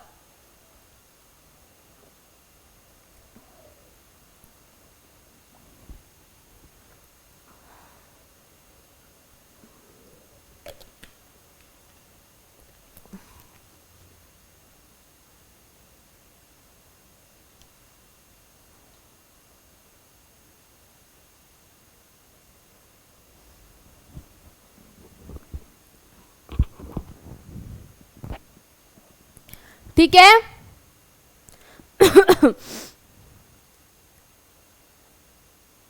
कोई डाउट, कोई डाउट, कोई डाउट? बेटा हार्डनेस ऑफ वाटर चैप्टर 4 में पढ़ोगे। मैं आपको पहले ही ये बोल रही हूँ कि मैं यहाँ वहाँ के टॉपिक्स मतलब इधर उधर के टॉपिक्स में नहीं करना चाहती, क्योंकि अगर मैं उसकी डिटेल में चली गई तो आपको यहाँ पे भी टाइम लग जाएगा, फिर जब आप चैप्टर 4 में पढ़ोगे आपको वहाँ पे भी टाइम लग जाएगा, तो काफ़ी टाइम लग जाएगा, ठीक है। तो इसीलिए आप चैप्टर 4 में पढ़िएगा हार्डनेस ऑफ वाटर। चलिए आगे चलते हैं फिर, अगर कोई डाउट नहीं है तो। नेक्स्ट है write the name and chemical formula of the product which is formed by heating gypsum at 373 kelvin. Gypsum क्या होता है? जिप्सम होता है CaSO4.2H2O। जब हम जिप्सम को 373 केल्विन पे हीट करते हैं तो मुझे मिलता है CaSO4.12H2O। क्या मिलता है? CaSO4.12H2O, जिसका केमिकल नेम है calcium sulphate hemihydrate, and this is what is POP, ठीक है, प्लास्टर ऑफ पेरिस। तो जब हम जिप्सम को 373 केल्विन पे हीट करते हैं तो मुझे मिलता है क्या? मुझे मिलता है plaster of Paris. Chemical name हो गया, केमिकल फॉर्मूला हो गया। अब आते हैं प्रिपरेशन पे। क्वेश्चन में ही गिवन है on heating gypsum at 373 kelvin. मेरे पास जिप्सम है CaSO4.2H2O।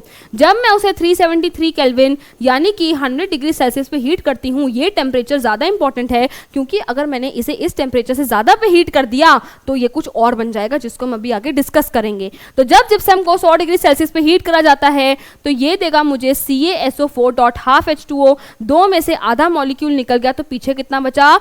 1.5 water molecule. So this is what is POP and this is gypsum. आपका केमिकल नेम हो गया, केमिकल फॉर्मूला हो गया, प्रिपरेशन हो गया। एंड अब आ जाओ इसके यूजेस पे। False ceiling, healing fractured bones, है ना। प्लास्टर सभी को कभी ना कभी लगा होगा, ये जो फॉल्स सीलिंग हमारे घरों में एक के ऊपर एक ऐसे डिजाइन बने होते हैं, उसके लिए टॉयज बनाने के लिए, एयर टाइट कंटेनर्स बनाने के लिए, it is fire proof also, ठीक है। अब देखिए बेटा, एक प्लास्टर ऑफ पेरिस की एक इंपॉर्टेंट प्रॉपर्टी है कि जब plaster of Paris is CaSO4.12H2O, जब इसमें अगर हल्का सा भी पानी पड़ गया तो क्या होगा? ये फिर से जिप्सम में चेंज हो जाएगा CaSO4.2H2O। एंड ये क्या होता है? ये एक हार्ड मास होता है, हार्ड होता है। तो अगर प्लास्टर ऑफ पेरिस में पानी पड़ गया तो वो फिर से जिप्सम बन जाएगा, यानी कि हार्ड हो जाएगा। Plaster of Paris is a white powder and on mixing with water it changes to gypsum which is a hard solid mass. इसलिए ये एयर टाइट कंटेनर्स बनाने के लिए भी यूज होता है। गीला प्लास्टर ऑफ पेरिस लगा दो, जहां पे भी थोड़ा सा छेद हो रखा है, जब वो सूखेगा हार्ड सॉलिड मास हो गया, एयर टाइट बन गया, ठीक है। ओके चलिए आगे चलते हैं। And now we have a few questions left. Question पहला कहता है a white chemical compound becomes hard on mixing proper quantity of water. तो इसी से हमारे को समझ जाना चाहिए कि एक व्हाइट कलर का सब्सटेंस है जो पानी डालने पे हार्ड हो रहा है, मतलब वो सब्सटेंस क्या होगा? प्लास्टर ऑफ पेरिस होगा। It is also use to maintain joints in a fix position. Plaster की तरह भी काम करता है। Name the chemical compound is CaSO4.12H2O, the name is calcium sulphate hemihydrate, write the chemical equation to show what happens when water is added. ये सब मैं आपको करा चुकी हूँ, मैं बस ये क्वेश्चन रिपीट में इसलिए लेकर आई हूँ ताकि मैं आपको ये दर्शा सकूँ कि हर एक टॉपिक इंपॉर्टेंट है। ये मत सोचिए कि यार ये थोड़ी ना आएगा, वो थोड़ी ना आएगा, कहीं से भी कुछ भी क्वेश्चन बन के आ सकता है। ठीक है,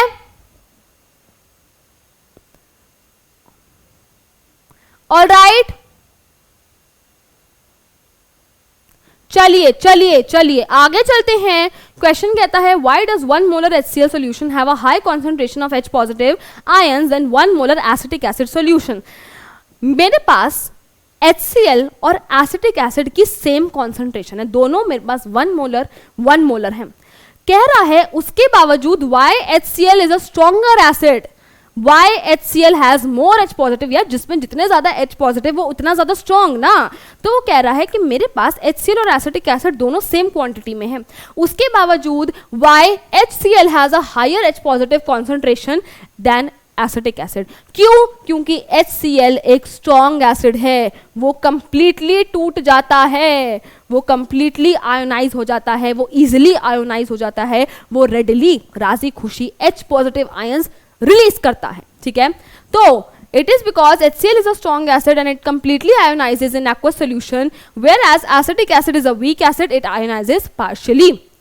कोई डाउट है तो पूछ लीजिए, कोई डाउट है तो पूछ लीजिए, कोई डाउट है तो पूछ लीजिए। यस, बहुत बढ़िया, बिकॉज HCl ionizes completely.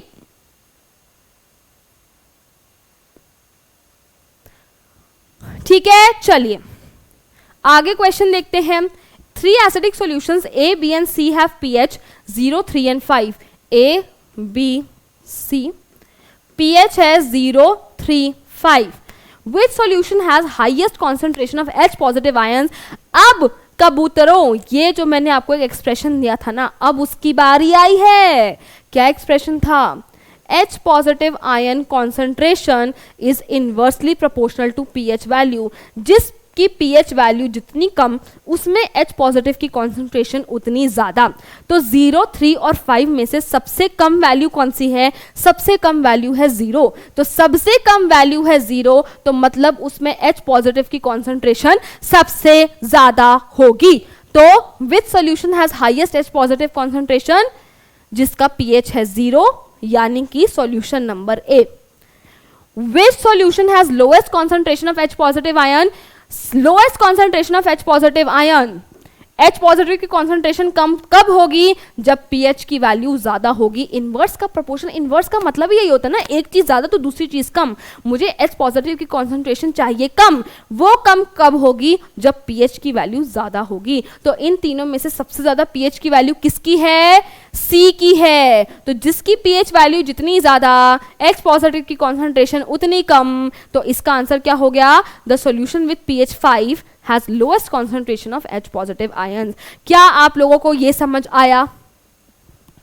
क्या आप लोगों को समझ आया कि नहीं आया?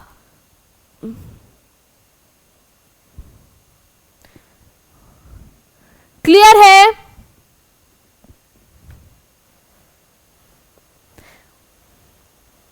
Is it clear? Are you getting my point? चलिए चलिए, बहुत बढ़िया बहुत बढ़िया। अब आगे बढ़ते हैं और अब देखते हैं हमारा next question. The pH of soil A is 7.5 and soil B is 4.5। Soil A का pH है 7.5, इसका मतलब ये सॉइल क्या है? बेसिक है। B का pH है 4.5, इसका मतलब ये सॉइल कैसी है? एसिडिक है। Which of the two soils A और B should be treated with powdered chalk to adjust the pH and my? सबसे पहले आप कबूतर मुझे बताएंगे कि चौक कैसा होता है, एसिडिक या बेसिक? चौक क्या है? एसिडिक है या बेसिक है? चौक क्या है? एसिडिक है या बेसिक है? बहुत बढ़िया सिम्मी, बहुत बढ़िया हर्ष, वेरी गुड आलोक। हमारा जो चौक होता है that is basic in nature. वो कह रहा है कि एक सॉइल है ये, एक सॉइल है ये, मैं किस में चौक का इस्तेमाल करूं? चौक क्या है? बेसिक। तो जो सॉइल एसिडिक होगी उसी में तो बेसिक सब्सटेंस डाल के न्यूट्रलाइज करोगे ना। तो क्वेश्चन कहता है विच soil should be treated with chalk? Chalk is basic in nature, so acidic soil should be treated with acidic soil should be treated with chalk, ताकि एसिड और बेस एक दूसरे को न्यूट्रलाइज कर दें। ठीक है, तो एसिडिक सॉइल कौन सी है? एसिडिक सॉइल है बी। तो कौन सी सॉइल को चॉक के साथ ट्रीट करना चाहिए? Soil B is acidic, therefore it needs to be treated with powdered chalk to adjust the pH because chalk is basic in nature. समझ आ रहा है कितने इजी क्वेश्चंस है यार, कितने इजी क्वेश्चंस हैं। आप लोग सोच रहे हो वैसे इतना डर रहे हो, क्वेश्चंस का लेवल देख रहे हो, टुच्चे टुच्चे क्वेश्चंस हैं। ठीक है, चलिए आगे बढ़ते हैं। What is meant by water of crystallization? ठीक है, एक second. What is meant by water of crystallization? How would you show that copper sulfate crystals contain water of crystallization? मैंने जस्ट आप लोगों को अभी एक्सप्लेन करा है कि water of crystallization क्या होते हैं। water of crystallization is the number of water molecules जो किसी भी substance के crystal structure में present होते हैं। The molecules of water associated with the crystalline substance are called water of crystallization. किसी भी substance के formula unit में crystal structure में कितने water molecules हैं उनको water of crystallization बोला जाता है। अब कह रहा है how would you show that copper sulfate contains water of crystallization? Copper sulphate का फॉर्मूला होता है CuSO4.5H2O, ब्लू विट्रियोल। ठीक है, जब हम इसे हीट करते हैं तो ये कॉपर सल्फेट .5H2O अपने वाटर मॉलिक्यूल्स को लूज कर देता है। यार अगर आपने उसको हीट करा तो वाटर मॉलिक्यूल्स उड़ गए, वाटर मॉलिक्यूल्स लूज हो गए। तो ये क्या बन गया? ये बन गया सिर्फ CuSO4। ये क्या बन गया? सिर्फ CuSO4 which is whitish in colour. तो मैंने देखा कि जब मैंने CuSO4.5H2O को हीट करा तो ब्लू कलर व्हाइट में चेंज हो गया। क्यों? क्योंकि वाटर ऑफ क्रिस्टलाइजेशन उड़ गए। बट अगर मैं इस CuSO4 में फिर से पानी ऐड कर दूं तो ये फिर से वाटर मॉलिक्यूल्स को अपने क्रिस्टल स्ट्रक्चर में ले लेगा। ये CuSO4 फिर से CuSO4.5H2O बन जाएगा एंड ये व्हाइट कलर से फिर से ग्रीन कलर में चेंज हो जाएगा। तो ये जो हमें कलर व्हाइट कलर से ब्लू कलर में चेंज हो जाएगा। तो ये जो हमने देखा कि ब्लू से व्हाइट देन व्हाइट से फिर से ब्लू, ये प्रूव करता है the presence of water of crystallization. When hydrated copper sulphate यानी कि ये वाला is heated, its colour changes from blue to white. If we add water to this one we get blue colour again. It is the presence of molecules of water of crystallization which was lost on heating. Blue से white क्यों हुआ? क्योंकि water of crystallisation उड़ गया। White से blue फिर से क्यों हो गया? क्योंकि पानी ऐड करने पे वाटर ऑफ क्रिस्टलाइजेशन फिर से आ गया। तो क्या ये चीज चमकी? तो जरा कमेंट में चमका दो यार, कमेंट में चमका दो।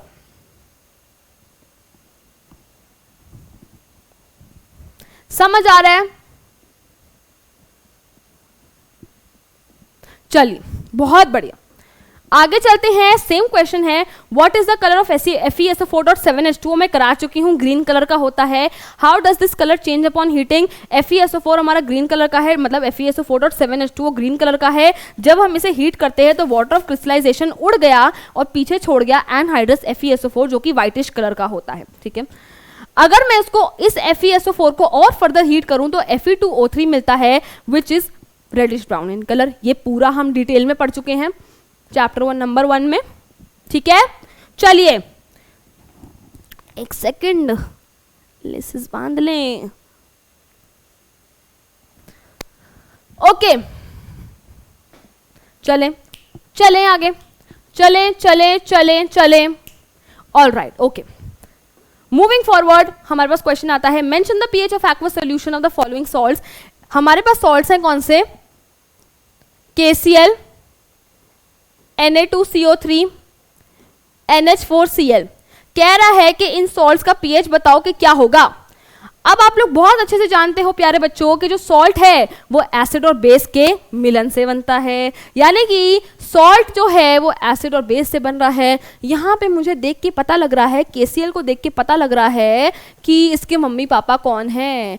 KCl बेटा बना है हमारा, K देख के मुझे पता लग रहा है पहला पार्ट बेस से आता है, दूसरा वाला एसिड से आता है। तो KCl को देख के पता लग रहा है कि ये HCl और KOH से मिलके बना है। ये भी स्ट्रॉन्ग एसिड है, ये भी स्ट्रॉन्ग बेस है। तो स्ट्रॉन्ग एसिड और स्ट्रॉन्ग बेस के जब सॉल्ट बनते हैं तो वो कंप्लीटली न्यूट्रल होते हैं, क्लास में करा चुकी हूँ। एंड क्योंकि ये कंप्लीटली न्यूट्रल होते हैं तो इनका pH क्या होगा, 7 होगा।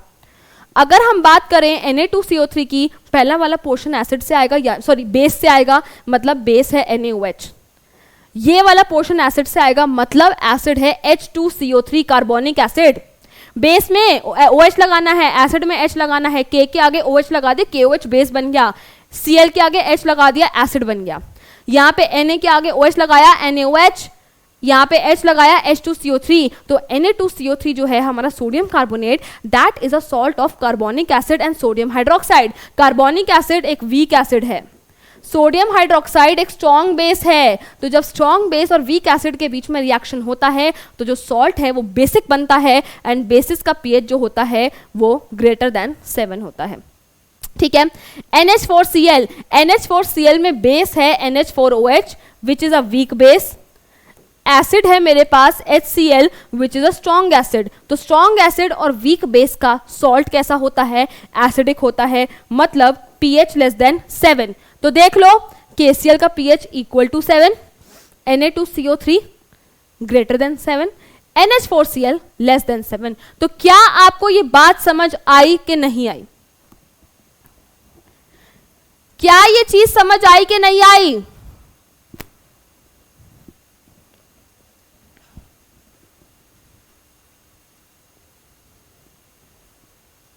क्लियर है?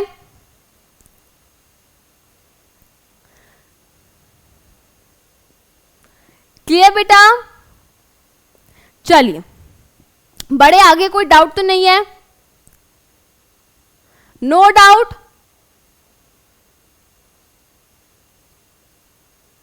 चलिए आगे बढ़ते हैं, आगे बढ़ते हैं। No doubt, no doubt, no doubt, no doubt, halwa halwa halwa, very good very good. चलिए रिपीट कर देते हैं एक बार बेटा। जब भी सॉल्ट बनता है हम लोगों को पता है कि एसिड और बेस के मिलने पे सॉल्ट बनता है, यानी कि सॉल्ट का एक पार्ट एसिड से आया है, एक पार्ट बेस से आया है। KCl में हमारा एसिड क्या है HCl, बेस क्या है KOH। आप लोगों को क्लास में कराया है, याद है एसिड स्थान बेस स्थान, जब दोनों के बीच में युद्ध हो रहा है तो जिसकी आर्मी स्ट्रॉन्गर होगी, जिसकी आर्मी में ज्यादा लोग होंगे वो एंड में जीत जाएगा। तो अगर मेरे पास स्ट्रॉन्ग एसिड स्ट्रॉन्ग बेस है, दोनों तरफ इक्वल स्ट्रेंथ है, तो एक दूसरे की ताकत को कंप्लीटली कैंसिल कर देंगे, जो सॉल्ट बनेगा वो कंप्लीटली न्यूट्रल बनेगा, pH हो गया 7। Na2CO3 बना है कार्बोनिक एसिड और NaOH से, weak acid strong base. Acid हल्का सा है, बेस ताकतवर है, तो जब ये एक दूसरे के साथ रिएक्ट करेंगे तो एक दूसरे को कंप्लीटली नष्ट नहीं कर पाएंगे। एंड में जो सॉल्ट मिलेगा वो बेसिक इन नेचर होगा क्योंकि बेस स्ट्रॉन्ग था। NH4Cl बना है NH4OH और HCl से, स्ट्रॉन्ग एसिड वीक बेस, तो सॉल्ट बनेगा वो एसिडिक होगा। क्लियर है? क्लियर है कि नहीं है? All clear? चलिए चलिए, बहुत बढ़िया, आगे चलते हैं। आप लोगों का आ गया है कॉम्पिटेंसी बेस्ड क्वेश्चन, बहुत ही टुच्चा क्वेश्चन है। Adding which of the following to a colourless solution would give an indication that the solution is hydrochloric acid. उसने कहा है कि मेरे पास ना एक सोल्यूशन है कलरलेस, ये हमें लग रहा है कि HCl है, मैं इन चारों में से इसमें क्या डाल दूं, मैं इन चारों में से इसमें क्या डाल दूं कि कंफर्म हो जाए कि ये HCl है। पहले क्वेश्चन समझो, मेरे पास HCl है, मुझे लग रहा है कि HCl है, श्योर नहीं हूं, मैं इन चारों में से कौन सी चीज डालूंगी कि श्योर हो जाए कि मेरे पास HCl है? बताइए, आता है कि नहीं आता? आता है कि नहीं आता? करेक्ट आंसर क्या होगा? बहुत बढ़िया बहुत बढ़िया, क्या बात है, क्या बात है, क्या बात है, वेरी गुड। देखिए मेरे पास है HCl, मैंने उसमें डाला कॉपर, काकू नाना चाट मांगे आलू जरा फीके पड़े हैं चाप। कॉपर जो है वो रिएक्टिविटी सीरीज में हाइड्रोजन से नीचे है, तो यहाँ पे तो रिएक्शन होगा ही नहीं। जब रिएक्शन ही नहीं है तो मुझे कैसे पता लगा कि HCl है कि नहीं। मैंने डाल दिया HCl में सिल्वर, सिल्वर तो और नीचे है, तो यहाँ पे भी रिएक्शन नहीं होगा, यहाँ पे भी रिएक्शन नहीं होगा। मैंने डाल दिया कैल्शियम कार्बोनेट, मेरे पास था एसिड, मैंने उसमें कैल्शियम कार्बोनेट डाल दिया। जब एसिड के साथ मेटल कार्बोनेट या मेटल बाइकार्बोनेट रिएक्ट करता है तो मुझे मिलता है क्या, मुझे मिलता है सॉल्ट, मुझे मिलता है कार्बन डाइऑक्साइड और मुझे मिलता है वाटर। तो प्यारे बच्चों, जब मैं इस कलरलेस सॉल्यूशन में जो कि HCl हो सकता है, जब मैं इसमें कैल्शियम कार्बोनेट डालूंगी तो मुझे कार्बन डाइऑक्साइड गैस के बबल्स देखने को मिलेंगे। तो उससे मैं ये कह सकती हूँ कि हाँ यार, ये जो कलरलेस सॉल्यूशन है ना, ये HCl है। HCl में सोडियम क्लोराइड NaCl डाल दोगे क्या ही होगा, ठीक है। एसिड में सॉल्ट डाल रहे हो, न्यूट्रल सब्सटेंस क्या होगा। तो हमारा करेक्ट आंसर क्या है, हमारा करेक्ट आंसर हो गया C। एसिड जब मेटल कार्बोनेट या मेटल बाइकार्बोनेट के साथ रिएक्ट करता है, सॉल्ट देता है, कार्बन डाइऑक्साइड देता है, वाटर देता है, कार्बन डाइऑक्साइड की बबल्स देखने को मिलेंगे, गैस इवॉल्व होती हुई देखने को मिलेगी, एंड ये कंफर्म हो जाएगा कि ये जो मेरे पास कलरलेस सा सब्सटेंस था, दैट इज इंडीड HCl। ठीक है, समझ आ रहा है, समझ आ रहा है, बहुत बढ़िया। चलिए चलिए आगे चलते हैं, जल्दी जल्दी कवर अप करने की कोशिश करते हैं। अब क्वेश्चन कह रहा है, ये भी आपका कॉम्पिटेंसी बेस्ड क्वेश्चन है, देखो कितने टुच्चे क्वेश्चन है। The pH of 3 solutions is given, ठीक है। इसका pH 1 है मतलब ये एसिडिक है, इसका pH 7 है मतलब ये न्यूट्रल है, इसका pH 14 है मतलब ये बेसिक है। तो पहले ही अपने क्वेश्चन को पहले ही एनालाइज करते हुए चलो, ठीक है। अब कह रहा है which of these solutions could possibly react with zinc metal to produce hydrogen gas. कह रहा है कि जिंक मेरे पास मेटल है, मैं इसके साथ किस चीज का रिएक्शन कराऊं कि मुझे हाइड्रोजन गैस मिले। आप लोग जानते हो कि जब मेटल का रिएक्शन चाहे एसिड के साथ हो चाहे बेस के साथ हो, सॉल्ट मिलता है और हाइड्रोजन गैस प्रोड्यूस होती है। तो अगर मैं जिंक का रिएक्शन चाहे एसिड के साथ करा दूं चाहे बेस के साथ करा दूं, हाइड्रोजन गैस दोनों केसेस में प्रोड्यूस होगी। एसिड कौन है P, बेस कौन है R, तो यहां पे आंसर क्या हो जाएगा P, R। Which of these solutions could possibly react with this? P भी रिएक्ट कर सकता है, R भी रिएक्ट कर सकता है। सिर्फ P नहीं बेटा, याद करो, मेटल के साथ एसिड भी सॉल्ट एंड हाइड्रोजन गैस देता है, बेस के साथ भी सॉल्ट एंड हाइड्रोजन गैस मिलती है। ठीक है, next question, which of these solutions could be formed by the reaction of metal oxide with water. Metal oxide जब पानी के साथ रिएक्ट करती है, सॉरी जब भी मेटल ऑक्साइड पानी के साथ रिएक्ट करती है, फॉर एग्जांपल प्यारे बच्चों मेरे पास है MgO। MgO क्या है, एक मेटालिक ऑक्साइड है। जब ये पानी के साथ रिएक्ट करती है तो ये क्या बनाती है, MgOH होल ट्वाइस, बेस बनाती है। इसी से तो हमने समझा था कि मेटल ऑक्साइड का बेसिक इन नेचर। जब मेटल ऑक्साइड को पानी में डाला जाता है तो मुझे क्या मिलता है, बेसिक सब्सटेंस मिलता है। तो मतलब जब मैं मेटल ऑक्साइड को पानी में डालूंगी मुझे एक बेस मिल रहा है। तो मेरा आंसर क्या हो गया, विच of these will be formed when metal oxide reacts with water, मुझे एक बेसिक सब्सटेंस मिलेगा। और इन सब में से बेसिक कौन सा है, इन सब में बेसिक है R, तो करेक्ट आंसर हो गया R। तो R मुझे मिल सकता है अगर मैं मेटल ऑक्साइड का रिएक्शन वाटर के साथ कराऊं। लास्ट क्वेश्चन है, which of these solutions could be the raw material for industrial manufacturing of chlorine. अभी हमने पीछे क्लोर अल्कली प्रोसेस देखा जिसमें हम ब्राइन का इलेक्ट्रोलिसिस करवा रहे थे, NaCl का इलेक्ट्रोलिसिस करवा रहे थे, NaOH chlorine gas and hydrogen gas मिल रही थी, तो वहां क्लोरीन मिल रही थी। हमारा रिएक्टेंट क्या था, NaCl। What is NaCl? NaCl is neutral, और यहां पे न्यूट्रल चीज कौन सी है, Q। तो क्या आप लोगों को ये समझ आया? क्या आप लोगों को A, B और C तीनों पार्ट समझ आए? तो बताओ, समझ आए तीनों पार्ट्स के नहीं?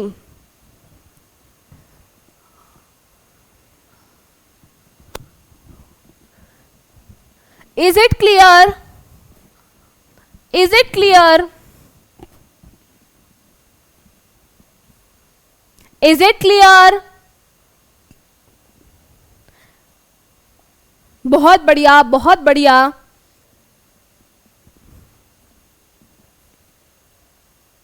Any other doubt? कोई डाउट है? नहीं, क्या बात है, क्या बात है यार, क्या बात है, एकदम ठीक है। चलिए आगे चलते हैं। फिर से आपका कॉम्पिटेंसी बेस्ड क्वेश्चन है।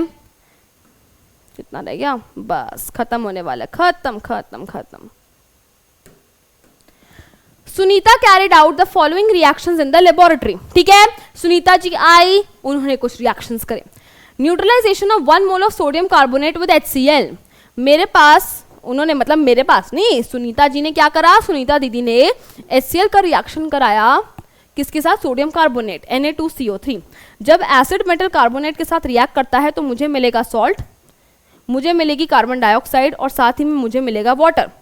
इसको बैलेंस कर लेते हैं। मेरे पास एक हाइड्रोजन है, यहाँ 2 हाइड्रोजन है, तो यहाँ पे 2 आ जाएगा।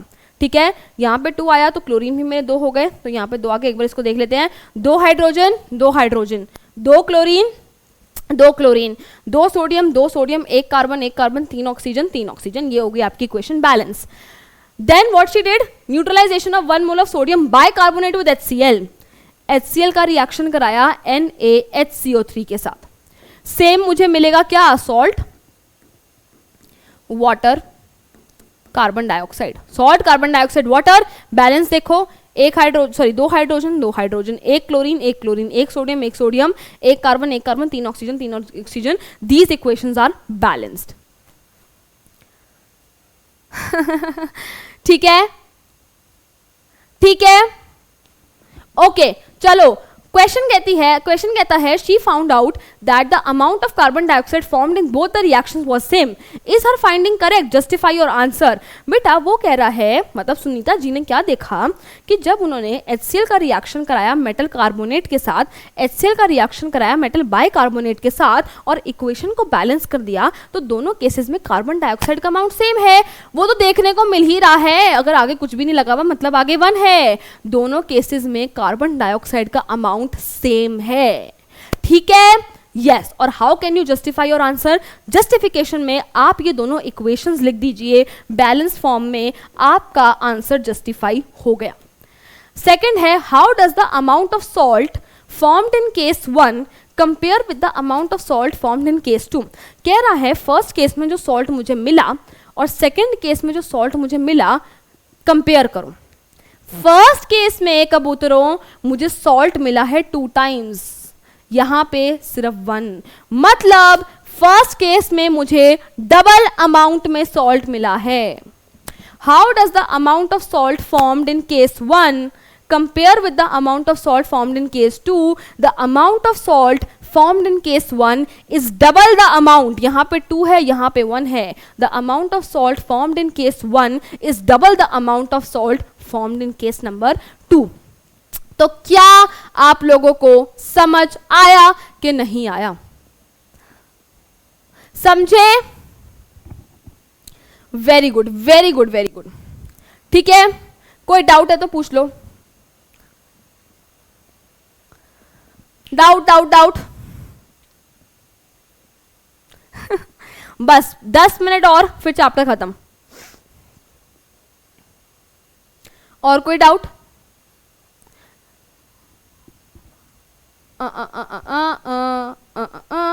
कोई डाउट कोई डाउट कोई डाउट कोई doubt? No doubt no doubt no doubt no doubt. Very good, क्या बात है क्या बात है क्या बात है। चलो आगे चलते हैं। क्वेश्चन कह रहा है state the chemical properties on which the following uses of baking soda is based. Why baking soda is used as an antacid? Because it is a mild base. Baking soda को antacid की तरह क्यों use करा जाता है? ताकि ये हमारी बॉडी में जाके एक्सेस एसिड को न्यूट्रलाइज कर सके। एंड एसिड को न्यूट्रलाइज कौन कर सकता है? बेस कर सकता है। इसीलिए इसकी बेसिक नेचर की वजह से इसको एंटासिड की तरह यूज किया जाता है। Why baking soda is use as a soda fire extinguisher? Baking soda is use as a soda fire extinguisher because वो एसिड के साथ रिएक्ट करके कार्बन डाइऑक्साइड गैस प्रोड्यूस करता है, जो कि आग के आसपास ब्लैंकेट बना लेती है और ऑक्सीजन की सप्लाई को कट कर देती है एंड फायर एक्सटिंग्विश हो जाती है। Why baking soda is used to make bread? क्योंकि ये हीट होने पे डिकम्पोज होता है, डिकम्पोज होने पे कार्बन डाइऑक्साइड गैस देता है, जो कि जब एस्केप आउट करती है तो हमारे केक्स, हमारी ब्रेड जो है स्पॉन्जी हो जाते हैं। कोई डाउट कोई डाउट कोई doubt? yes yes, it is used as an antacid because it is basic in nature. It is used in soda fire extinguisher because carbon dioxide produce होती है एसिड के साथ रिएक्ट करके, and it is use in cakes वगैरह because ये heat होने पे decompose होता है, कार्बन डाइऑक्साइड देता है जो एस्केप आउट करते हुए केक्स को फुलाते हुए जाती है। बी पार्ट है how is washing soda obtained from baking soda. पूरी इक्वेशन आप लोगों को पीछे करा चुकी हूं, पूरी इक्वेशन पीछे करा चुकी हूं, कर लेंगे कर लेंगे, ठीक है। चलिए आ गया आप लोगों का केस बेस्ड क्वेश्चन। क्या आ गया? केस बेस्ड क्वेश्चन आ गया। क्वेश्चन है CaSO4.2H2O जिप्सम है मेरे पास। पूरा केस यहीं सुलझा लेंगे यार, पूरा केस यहीं सुलझा लेंगे, फिर धड़ाधड़ आंसर देंगे। मेरे पास क्या है? मेरे पास है जिप्सम। मैंने जब जिप्सम को, मैंने आपको कहा था बेटा ये टेम्परेचर का ध्यान रखना, मैंने जब जिप्सम को 100 डिग्री सेल्सियस पे हीट करा तो मुझे क्या मिलेगा? मुझे मिलेगा CaSO4.2H2O which is plaster of Paris.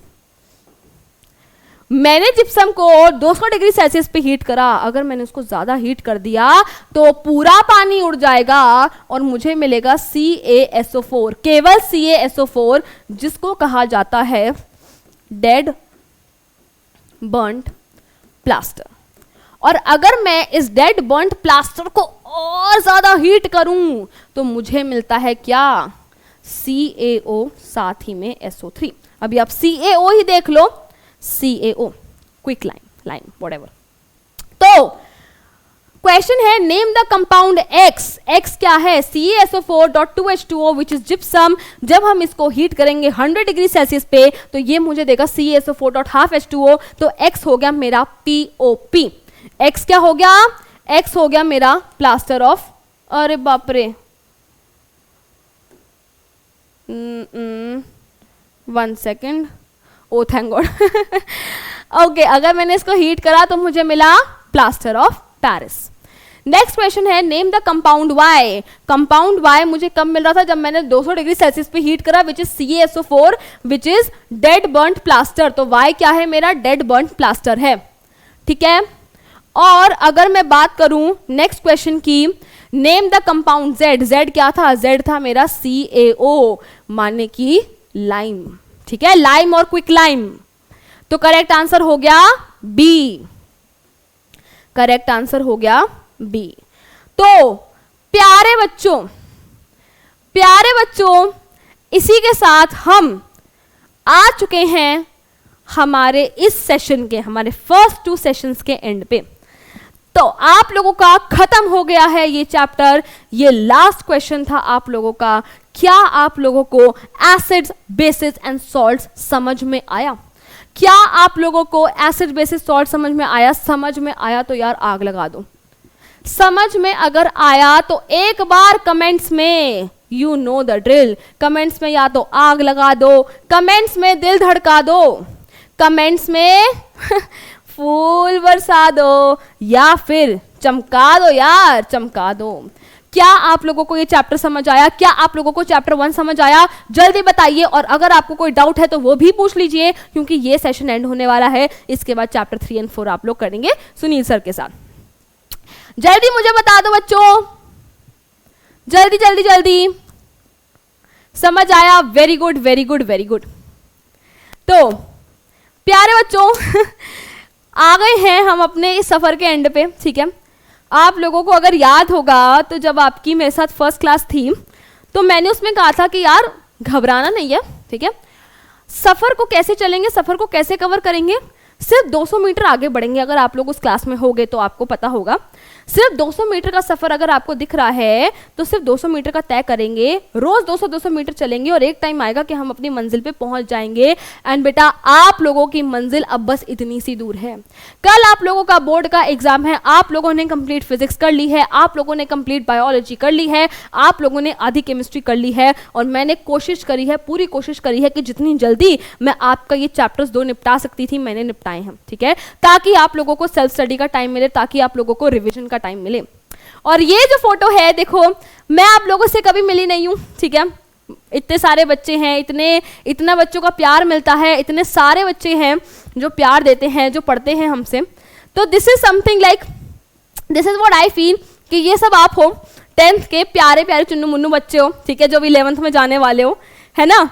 बड़े हो जाओगे यार तो याद रखना, ठीक है, याद रखना कि हम लोग फाउंडेशन में पढ़ाते थे आप लोगों को, 11th में जाओगे, नए नए बैचेस में, साइंस में जा रहे हो, कॉमर्स में जा रहे हो, ह्यूमैनिटीज में जा रहे हो, जो आप लोग करना चाहते हैं आप करिए, बट याद रखना कि पीडब्ल्यू फाउंडेशन पे आप लोगों को आपके टीचर्स पढ़ाते थे। And this is what I feel कि ये आप सारे चुन्नू मुन्नू से क्यूटी प्यूटी बच्चे हो और ये आप मेरे साथ एक फोटो क्लिक करा रहे हो, ठीक है। सो this is what my interpretation is, है ना। एंड लास्ट में बस आपको ये बात कहना चाहूंगी, बेटा कल आप लोगों का एग्जाम है, आपने पूरे साल बहुत मेहनत करी है यार, मुझे पता है, हमें पता है, आपको पता है। अब किस चीज का टाइम रह गया है? अब टाइम रह गया है क्या करने का? Don't stress, do your best, forget the rest. अब टाइम नहीं है स्ट्रेस लेने का, आप लोगों को सब कुछ आता है, मुझे पता है, आपको पता है, you guys know everything, stress लेने की कोई जरूरत नहीं है, ठीक है।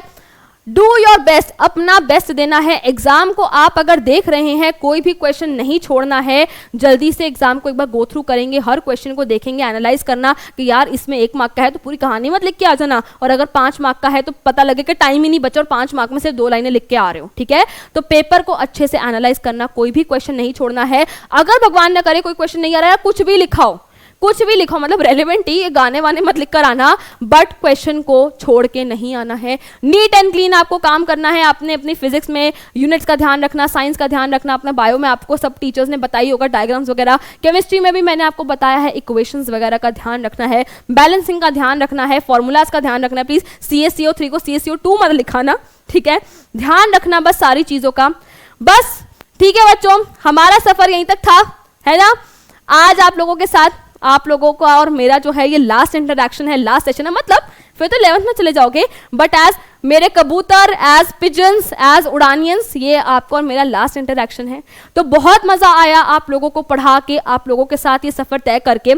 आप ग्रो करें, मैं भी ग्रो करी आप लोगों के साथ, गिव एंड टेक होता है, ठीक है। तो चलिए बेटा खत्म करते हैं फिर अपने आज के सेशन को।